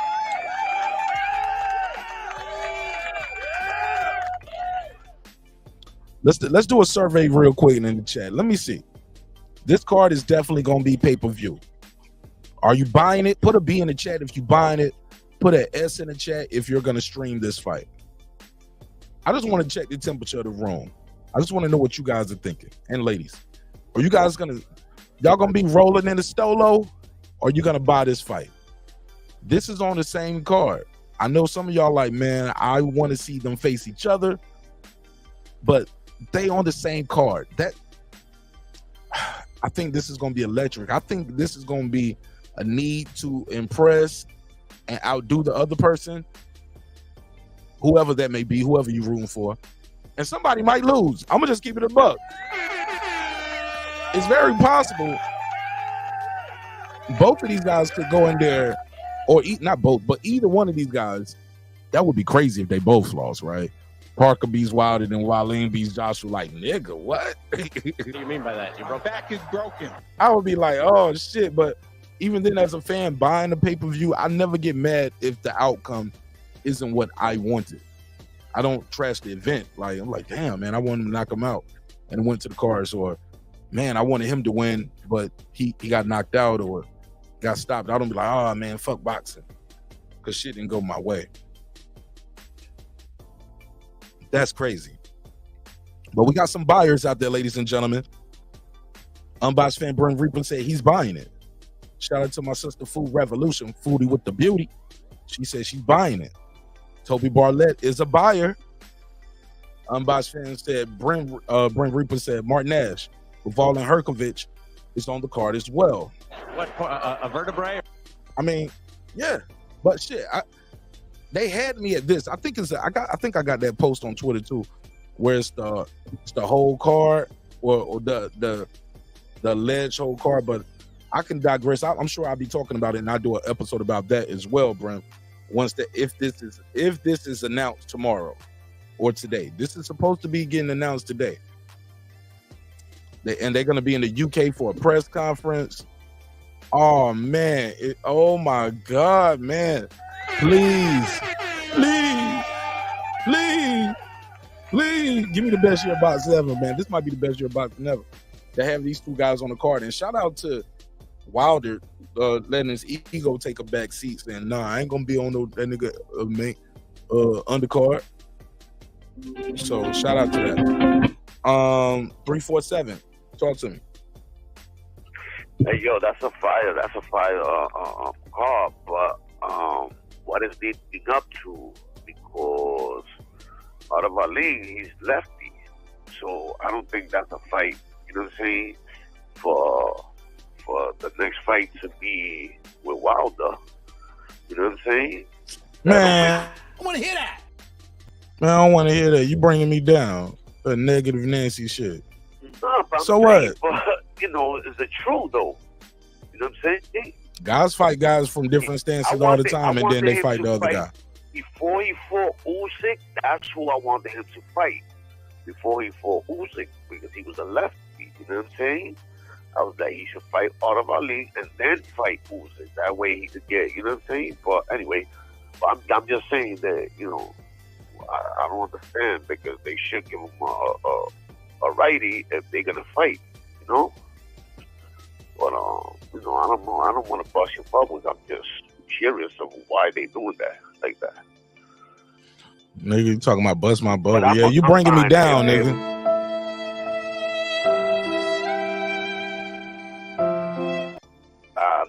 But no. You it's not necessarily fat. You actually doing opinion, sir. That's your opinion. You get what I'm saying? Because guys will fight a southpaw and the next person to be a right-handed as well. But it's all good. I appreciate your point of view. Yeah, but you know, because there's AJ and Wilder. That's a big fight, regardless of what. That's still a big fight. You know what I'm saying? And Derek James, I don't like Derek James. I'm telling you right now, I don't like that dude at all. I don't even know why AJ went over there, bro. There was too many other good trainers. But you know, they doing all right so far. They doing all right so far. It's working for them. Let's see how it goes. Yeah, so far. But you know what I'm saying? But when shit gets sticky, man, I don't know, man. I don't got confidence in that dude, man. I ain't never really had confidence in that dude.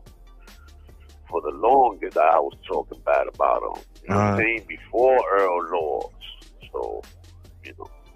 All right. Well, you entitled to your opinion. And I appreciate you pulling up. Shout out to my guy N1 from the Bronx. All right. So, shout out to N1 from the Bronx. Foodie with the beauty, badass blonde in the building. What up, fam? What up? How you doing, Mark?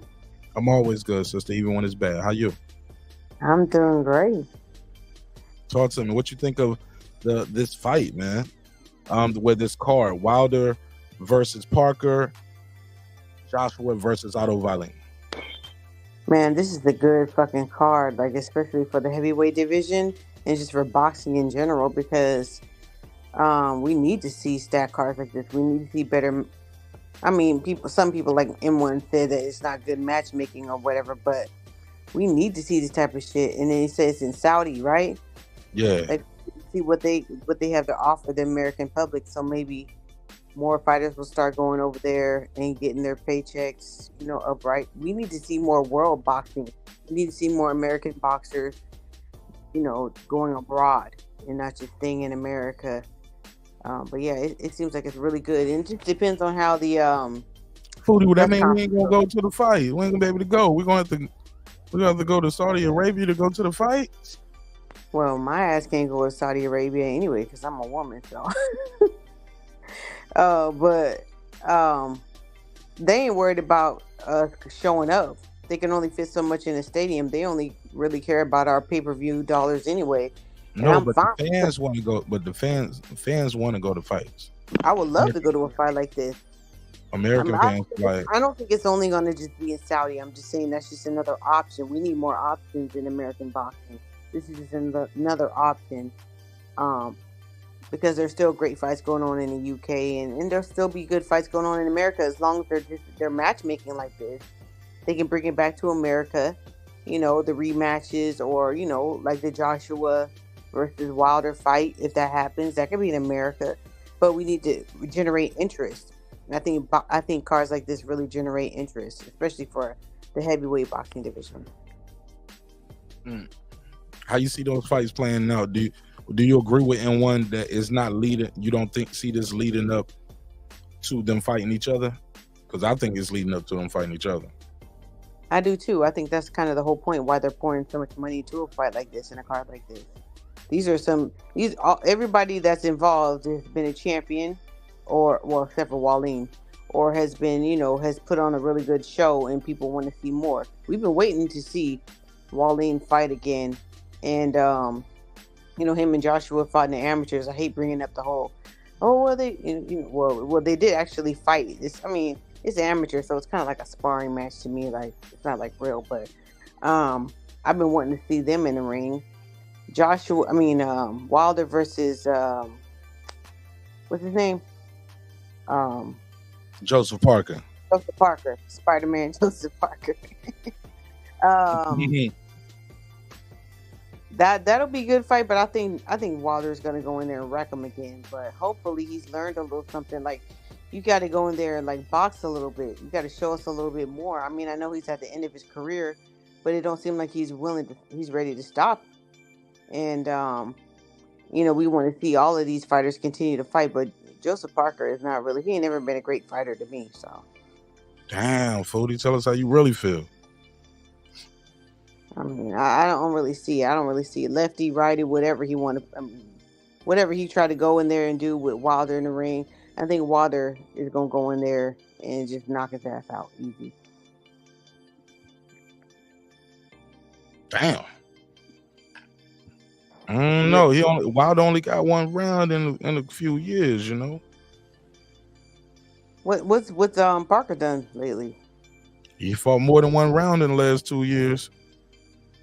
When was his last fight though? I can't even remember. Shit. I think he beat. Oh, matter of fact, did he lose to Derek Chisora? Joseph Parker. Let me see. That's right. I think Joseph Parker fought since then. And it depends on what shape Joseph Parker comes in, because he becoming that fat. He like to eat. Don't we all? Samoan genes. Okay, Okay. Since the Joe Joyce loss, he beat Jack Massey 20-1. Faga Opelo 15-3, and Simon King 23-1. So since he lost to Joe Joyce, he got stopped by Joe Joyce in 11th back in September of last year. So he got knocked out last year. So all this year he's been rebuilding. So he got knocked out in September. So this year he fought in January, fought in May, and he just fought in October. Okay, so he's active. He got a UD, got a first round TKO, then he got a third round knockout. So, and when he got that last fight against Simon King, got a vacant IBF Intercontinental Heavyweight title, and he got a vacant WBO Intercontinental Heavyweight title. Let's just hope he don't come in there looking fat as fuck, and he's ready to actually box. Because that's what's going to take. I don't know. Like, he going to have to press Wilder. He going to have to put him on the back foot. Because we already know that's his weakness. If he could come in there and start off real strong, then he may have an opportunity, because he has to take that fucking power punch away from Wilder. And that's the way to do it.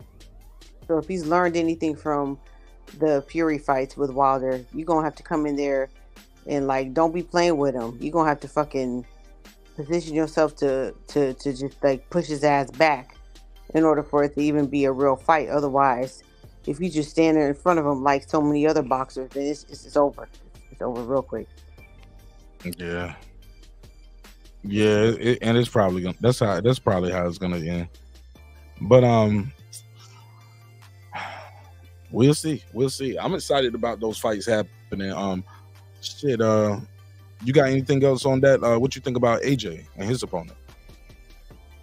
With Wallin? Yeah. Did you already say it? You already said it? No, I'm just saying I've always wanted to see them fight because they fought in the amateurs together, and what Joshua beat him in the Amis, right? I'm not sure. I'm not sure. I don't I'm know. pretty sure he did. But that was a long time ago. So, but Joshua's had way better opposition since fighting Wallin. Wallin hasn't really had that good of opposition. He fought who and what and where. I don't know who the fuck he fought, but I like Wallin. I like him as a boxer. I think he's really good. Like we saw what he did with Fury. Some people might say that he won. He beat Fury in that fight. He had him leaking. So I think he's underrated, and I think it's gonna be a good fight. Mm-hmm. All right. Well, we gotta talk about this topic right here. Did you see what happened with Draymond Green at the damn game tonight? Nah, who? I don't even know what team he's on now. This happens. Yeah, he still play for the Golden State Warriors. This happens. The score is still 0-0, Foodie. This happens within the first 2 minutes of the game. Let me share the screen so you'll know what I mean when I say these things, man. All right, so I got Draymond Green is back in the news again for fighting on the court. It appears Draymond Green, when you see the video, matter of fact, I'll play the video and we'll just come back with some commentary afterwards. But this is from the game that happened tonight. This happened tonight, right before I went live. Draymond Green is on the court putting a player in a chokehold. Foodie, can you see the screen? Here you go. Mm-hmm. All right. Play and McDaniel's going out of here, and then all of a sudden Gobert comes in, and Draymond's like, no. Yeah, it's chill out. Chill out. And then Draymond, he headlocked Gobert there, so He trying to choke him out. Yes. yeah. He was ejected. But let's see what started it. It started with this. Mute the mic, mute the audio. This guy, Klay Thompson. This guy's holding Klay Thompson jersey. Klay Thompson looks like he slings his arms off, and then right there, Draymond just comes over. The referee looked like the referee's trying. That guy's coming to break it up. Okay, so that guy grabs Klay Thompson around the neck, and instantly Draymond Green comes grab him by his neck. Do you see that? Boom. He's coming in right there, but he's separating him. He's trying to cover him up, but he's not trying to grab him by his neck. I'm wrong. He's not grabbing him by his neck. He grabs him, and instantly Draymond comes to his throat, yanks him back, and goes with the forearm over the carotid arteries. Foodie, Oh, you see what he's doing with that, right? Look at him. Applying that pressure to that carotid artery. That guy's got his arms up. Now these are all your teammates. Plus there's only this one guy, but other than that, it's 1, 2, 3, 4, 5 of your teammates trying to get you off this guy. Now he grabbing your neck. Needless to say, Draymond Green was ejected. Was Draymond Green out of control? hell yeah! If that was just a regular person on the street and they approaching a dispute like that, them motherfuckers would be getting they would definitely be doing time for sure. Like, you need to calm down. It wasn't that serious. Unless they had bad blood somewhere, what do we not see? What's going on? Do you remember when Draymond Green punched his teammate? I heard Remember about that? that. Let me remind you who Draymond Green is. I've heard that name a lot of times, but I haven't Draymond looked Green. at that. Mm-hmm. I mean, I know I know who he is, but yeah. Now, granted, this guy Rudy Gobert, that's getting choked out. He's punched his teammate in the past too. He punched his teammate Kyle Anderson. This happened back in April of 2023. I don't know if we got video of it. Do we got video of it? Oh, here we go. Here we go. Watch this. So this guy ain't no the guy who's getting choked out right here. He's not an angel himself. Let me show you this right here.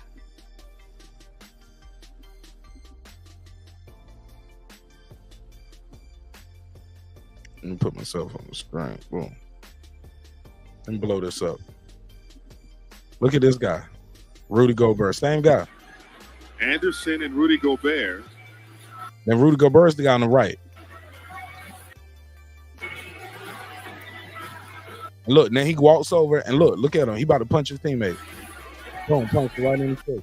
And then the other teammate pushed him like, hey, man, what you doing? That's just something you don't see every. He just hit his teammate. Just punched him.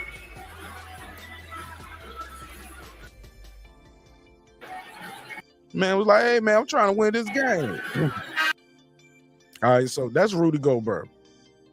That's who he is as well. What you think of that? I feel like they need to, like, there's obviously, I don't know, it seems like there's something behind the scenes that we ain't seen between these players, because why would you be just so quick to jump to that level of aggression?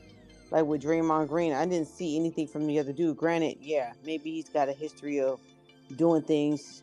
They both do, but like before you get that to that level of aggression, like, you know, I didn't see anything from the other guy that would like be like, yeah, I'm gonna choke your ass out right now. Like, I mean, it seemed like it went 0 to 100 real quick. Man, the score was still 0. The score was still 0 to 0. That's how early in the game that happened, Voodie. Like, Buddy wilding out. But let me play this clip real quick. Let me show you. This is Draymond Green rocking, socking, roboting his teammate in practice, and it's on footage. They got the tape. Let's show you. Let me share the screen. And this is a violent shot too. Look at this. Draymond Green. You see right there? That's Draymond Green right there. You see him? Yeah. All right, so that's him.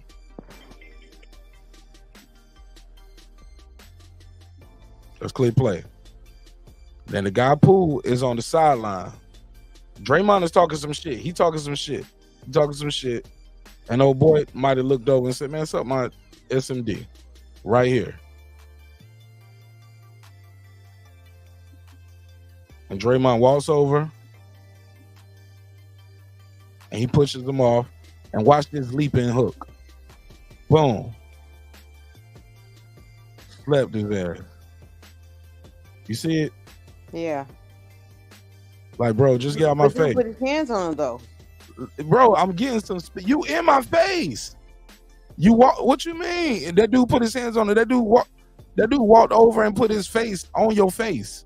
Yeah, but you can't think you're just gonna push somebody off you and that's gonna be the end of it. Not a nigga like that. You got to be ready to connect, like in a whole nother way. Like you got to be ready. No, not the fight. Not your teammate. A push and shove, but man, you. Not that nigga. That right there don't. Hey, look, that push don't get you out the season. Don't ruin. Like this guy, you know how much they paid Poole? It was like $30 million, something crazy like that. Boom. We can't let thinking about that. But when people are in the moment, Mark, they ain't thinking about none of that. It's not. These are not rational moves. When people are in the moment and their emotions are high, they ain't thinking about, oh yeah, but I gotta protect my. Nah, they ain't thinking like that. I think Draymond Green been working on some MMA shit. I ain't even gonna hold you. I think this nigga be doing some MMA shit behind the scenes, and he be excited. He be ready to try it out on these NBA players. Nah, he look like a regular old hood nigga to me. Look, if you watch this closely, after he does this leap in the hook,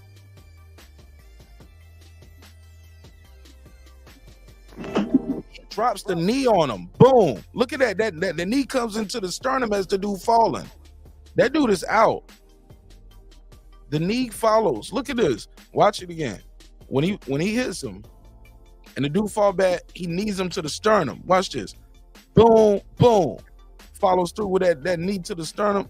Then with the way he applied that choke to the other dude, I think this nigga be practicing his MMA moves. Now, I'm not saying either one of them won't. I'm not saying either one of them are right. Like neither one of them should be putting their hands on each other. But just like we say, like you see lots of instances like this on the internet, and people will be like, "Well, they shouldn't have put their hands on each other." Well, yeah, right. I mean, why couldn't a guy just walk away and be like, "All right, man, you got this. Just calm down. You got this."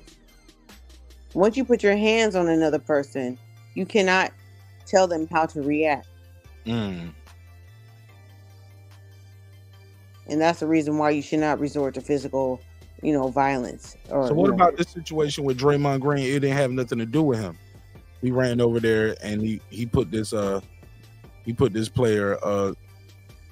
in the chokehold. Well, that's what I'm saying. Like you gotta take into consideration the person that you are dealing with. Like this man is clearly not rational. And it's not just the person that he choked. Like the NBA, like somebody else, not just eject him because he don't give a fuck. He's rich already. Eject me. I'm gonna get back in because y'all need me. You know what I'm saying? Like I'm valuable to the team. I'm valuable to the sport.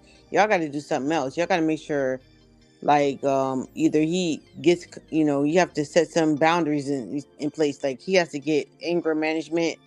He needs to, I don't know, maybe legal action. I mean, it depends on what that guy wants to do because this is a pattern now. It's not just a one-off. It's a pattern. Once people show you what their patterns are, you have to do something in order to stop that pattern, or else they're going to continue to believe that it's okay to do that. It won't be the last time if they don't do something more severe. Well, Twitter is undefeated, Foodie. Let's see what people are saying about this choke. Because there's been the memes out there, I'm sure. Let me see. Let's see some of these memes. I'm sure they got, where the memes at? Somebody said, here we go. Oh, no, that's not it. Here we go. This one. We got one. There we go. Somebody said, Draymond Green really ran up on Rudy Gobert like... Jody, little Jody. So, oh my God. They ain't playing with it. They ain't playing with it. Let's see what else they got. Let's see. Like this graphic right here is bad for the image of the league. We can agree to that, right? Yeah, that's what I'm saying. This was bad. The league really needs to get in because this is a bad look, man. Y'all paying this man so much money and he doing this kind of bullshit. Like this is a street level shit. How many games, Pootie? I don't know. How many games without pay sends a message? Yeah, I don't know. Maybe. I don't know because you don't want to keep him out so long that he's not valuable to the team anymore because he hasn't been active. But at the same time, you gotta let people know you can. Hey, look, if a punch gets you automatically injected, what is a damn rear naked choke? This nigga doing a rear naked choke. Right, like he's trying to make that nigga pass out.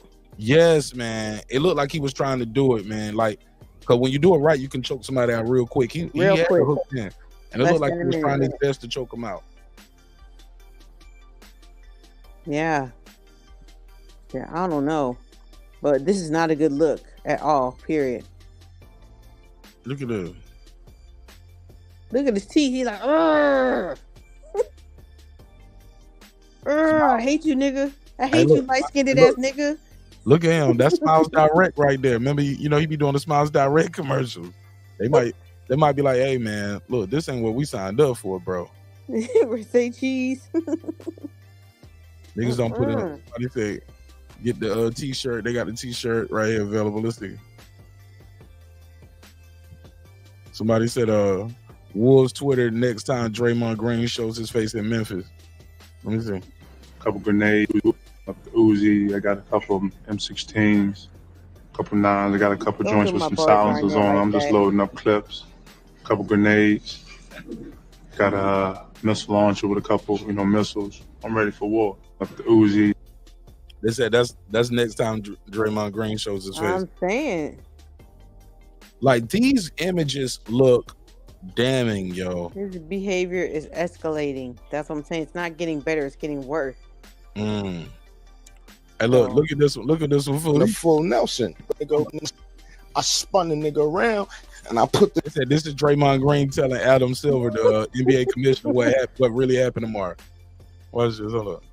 I spun the nigga around and I put the nigga in the full Nelson because once the shots was going off, the two niggas was over there that was down there, pulled out the hammer, and the nigga right here pulls out the hammer. I said, I'm dead. I spun the nigga around and I put the nigga. Yo, why he kick his leg up like in the foot? And I put the nigga. He was in the moment. He reenacted that shit like that's how that nigga went. Nigga around and I put the nigga in the full Nelson because I'm surprised they didn't do the Soldier Boy thing with the Draco and like that nigga. Oh yeah, this one right here.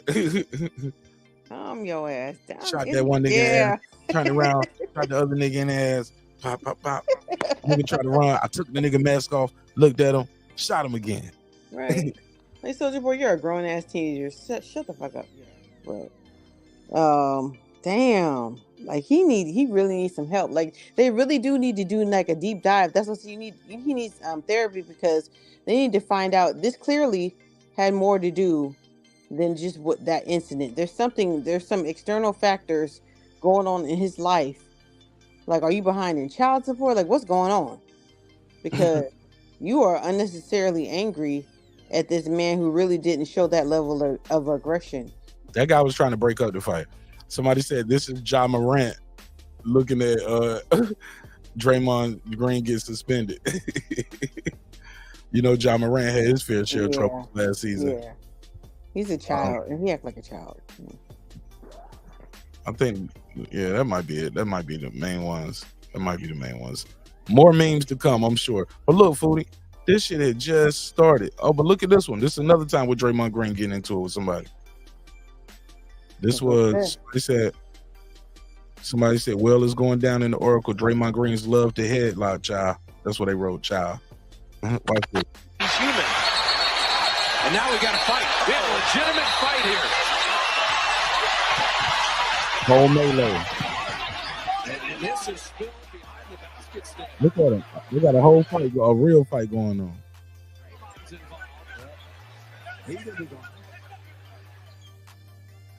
Like, bro. Like, I think you're right, Mark. Like, maybe he want to transition into MMA or boxing or something. Like, maybe like this basketball shit is boring because he is generational. Yeah, he doing too much. I saw just a little tug of war, but Draymond's jersey is ripped in half. On the other side, right Lord have mercy, God damn.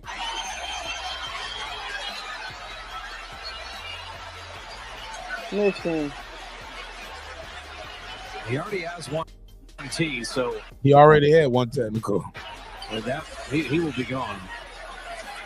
Yeah, we ain't even got to go to the bench and figure out if you're gonna get ejected. That shit look like childhood trauma. Like, I'm telling you, there's something else going on. Right here. Might as well go into the locker room, bro. You know you going. Might as well go into the locker room and leave the checkbook on your locker because you're gonna be paying the fine. And he don't care. Like, he does not operate from a logical space. His resort to any type of conflict or disagreement is violent. Look how far across the land get involved in this. Now they're having their, you see right here at the top corner, they right here having their little thing. He's damn near under the basket. Now look, they across the half court line. He's not even at the 3-point line yet. Look how much ground he covers to get involved. This is what I'm saying. Look. This is what I'm saying. Boom. Look how much ground he covered to get involved. Come on. Completely unnecessary as far as he's the enforcer. I guess he wants to be the enforcer. Let's see. This is what movies is made of. This is what movies. This is what movies is made of. Are made of. Are. Is.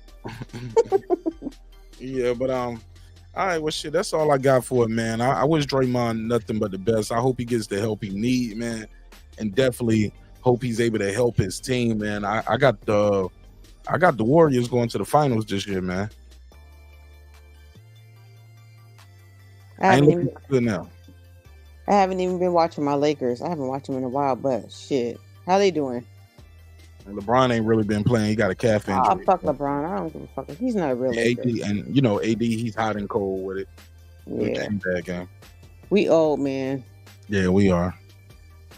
No, I mean Lakers. That's what I meant. That's what I meant too. Yeah. Nah, I ain't talking about me. Shit. What you talking about? Yeah, I wasn't talking about me. I was talking about them. Yeah. Clip said, "Foodie, look at Draymond black ass. What about him? Says logical, rational. Seriously, I don't say that. Like everybody he attack is like light skinned. Like he got an issue. Maybe He ain't rooted no light skinned hate. nigga gonna be talking shit to me. I'm gonna choke your ass out. Like what? He rooted hate for his fellow light skinned brothers. Right. I'm just saying. Maybe that's an angle. I don't know. Hopefully it ain't. But it just seemed like it's nothing that sets his ass off. He just go into fucking war mode. Like he got Vietnam flashbacks and shit. That's what we trying to tell Philip H right here. He said, stop it. He don't need no therapy. Y'all bugging. It's just a light scuffle, fam. Light scuffle. Look, some people go their whole NBA career without none of these scuffles. He having them multiple times a season, bro. He is a problem. What if somebody seriously gets hurt, bro? Because he could have broke old boy jaw, and where it was, he did fracture his jaw. Cool, but I don't know. But like, remember Rudy Tomjanovich? I forgot who hit Rudy T. Rudy T got punched, man, messed him up. Remember when Rudy T got punched? Let me see if I can find. I don't know what that is. He's a coach. He was a coach, but he used to play in the league. His name was Rudy Tomjanovich. Punched. So wait, is Steve Kerr he's coaching the Golden State? Yeah.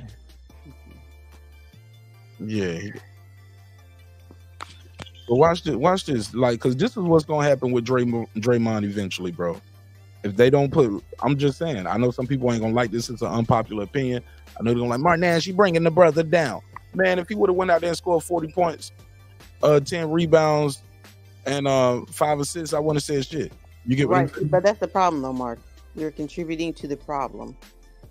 Yeah, it's my fault. This nigga can't keep his hands to himself. No, I'm just saying you can't excuse it no matter what. Like when did basketball get so physical?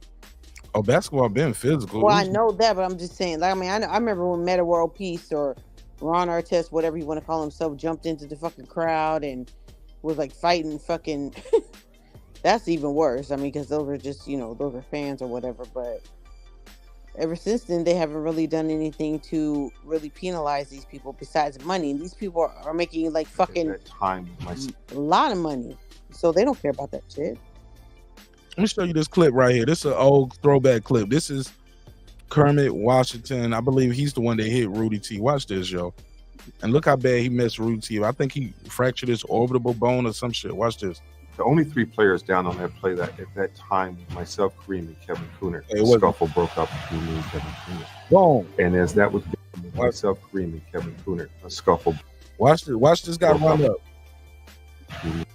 Boom. You see this guy right here? He hit Rudy Tomjanovich.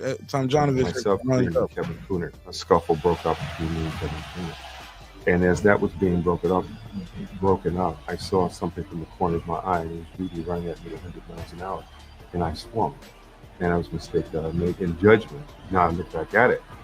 And Rudy was hurt very badly. So that was the beginning of the whole thing. With a lot of problem for a lot of people. Rudy had to go to the hospital. I was suspended.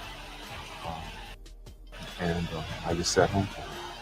But what happened, they have to say, when I talked to Rudy, I said, Rudy, I am sorry. Because when I saw him, I said, Rudy, I'm sorry for making a mistake. maybe it was a mistake, but I'm not going to say, well, I'm sorry for what I did in light of what happened to other people. They want me to apologize for the whole thing. Well, should I say all of a sudden say, oh, I'm sorry for getting hit? Or am I sorry for being attacked? In my opinion, for what happened to me, in opinion, it's the same thing what happened to Rudy Tomjanovich. But all of that is thrown away like it never happened. So you want me to sit here and to the public say, I'm sorry for everything? I'm sorry for being punched? That's ridiculous.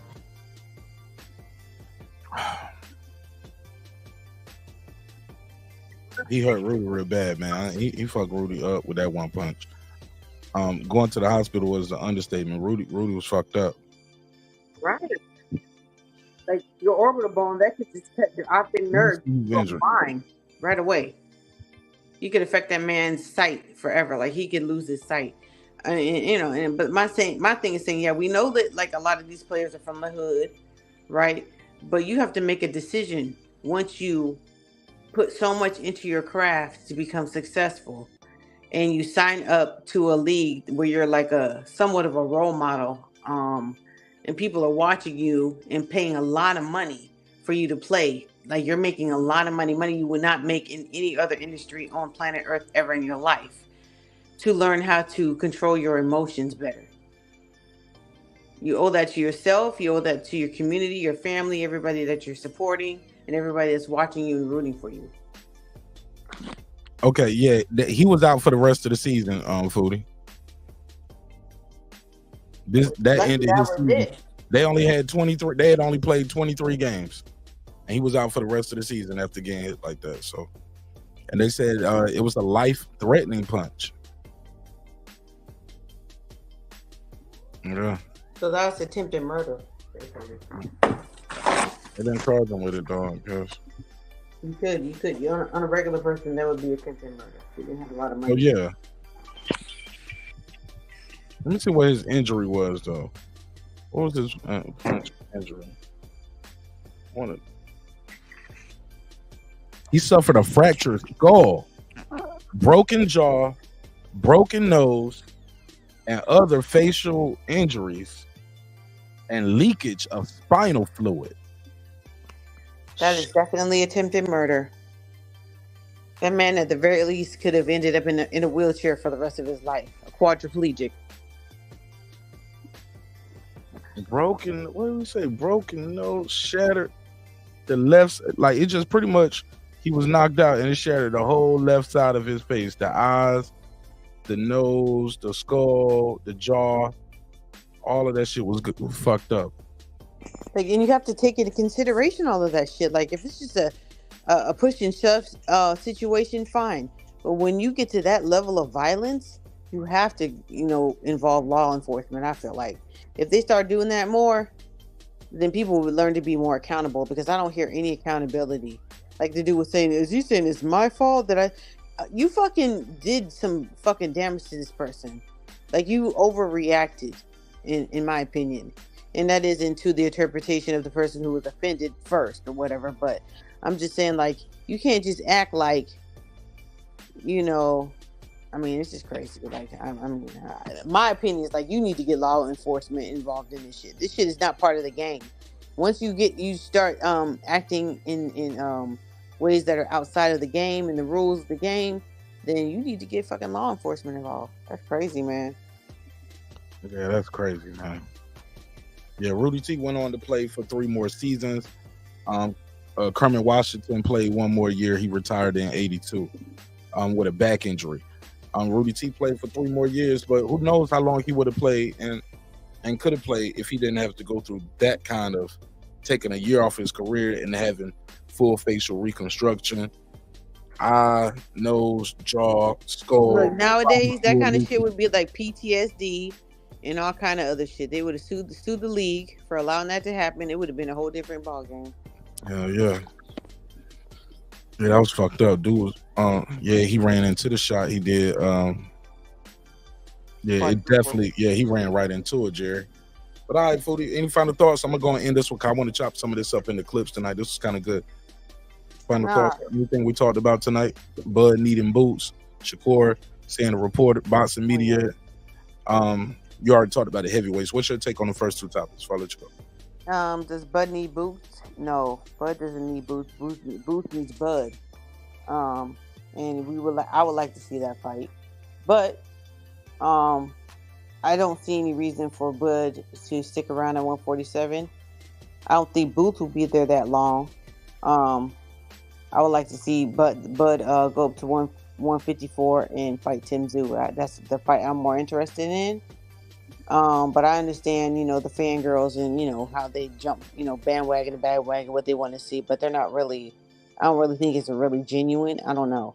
I mean, it would be a good fight, but I don't really think it's a necessary fight. Shakur, I think Shakur is just trying to take control of the narrative. Maybe it was a little bit emotional. And he has the right to do that because these people are talking about him. They're coming to him and asking him questions. And I think he was honest.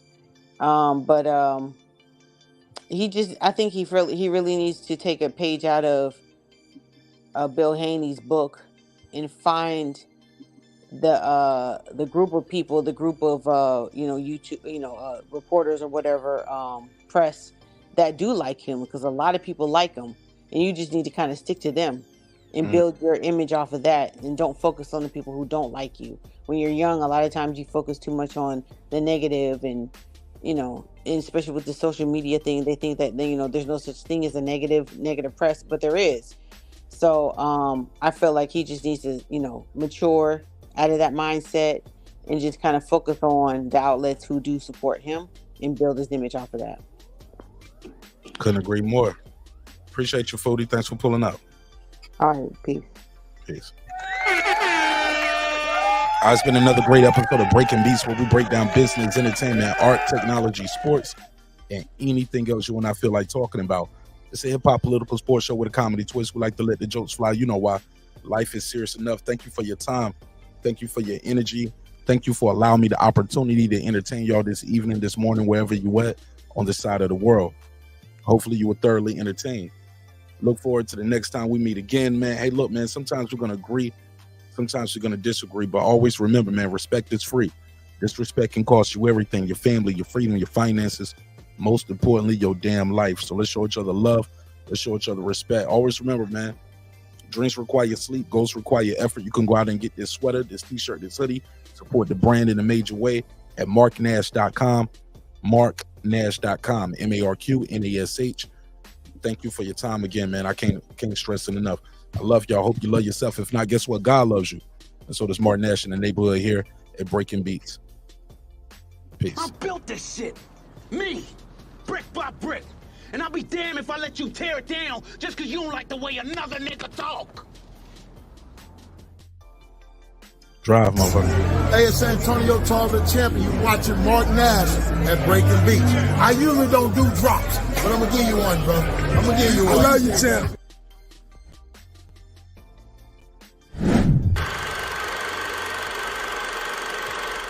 This that squad side.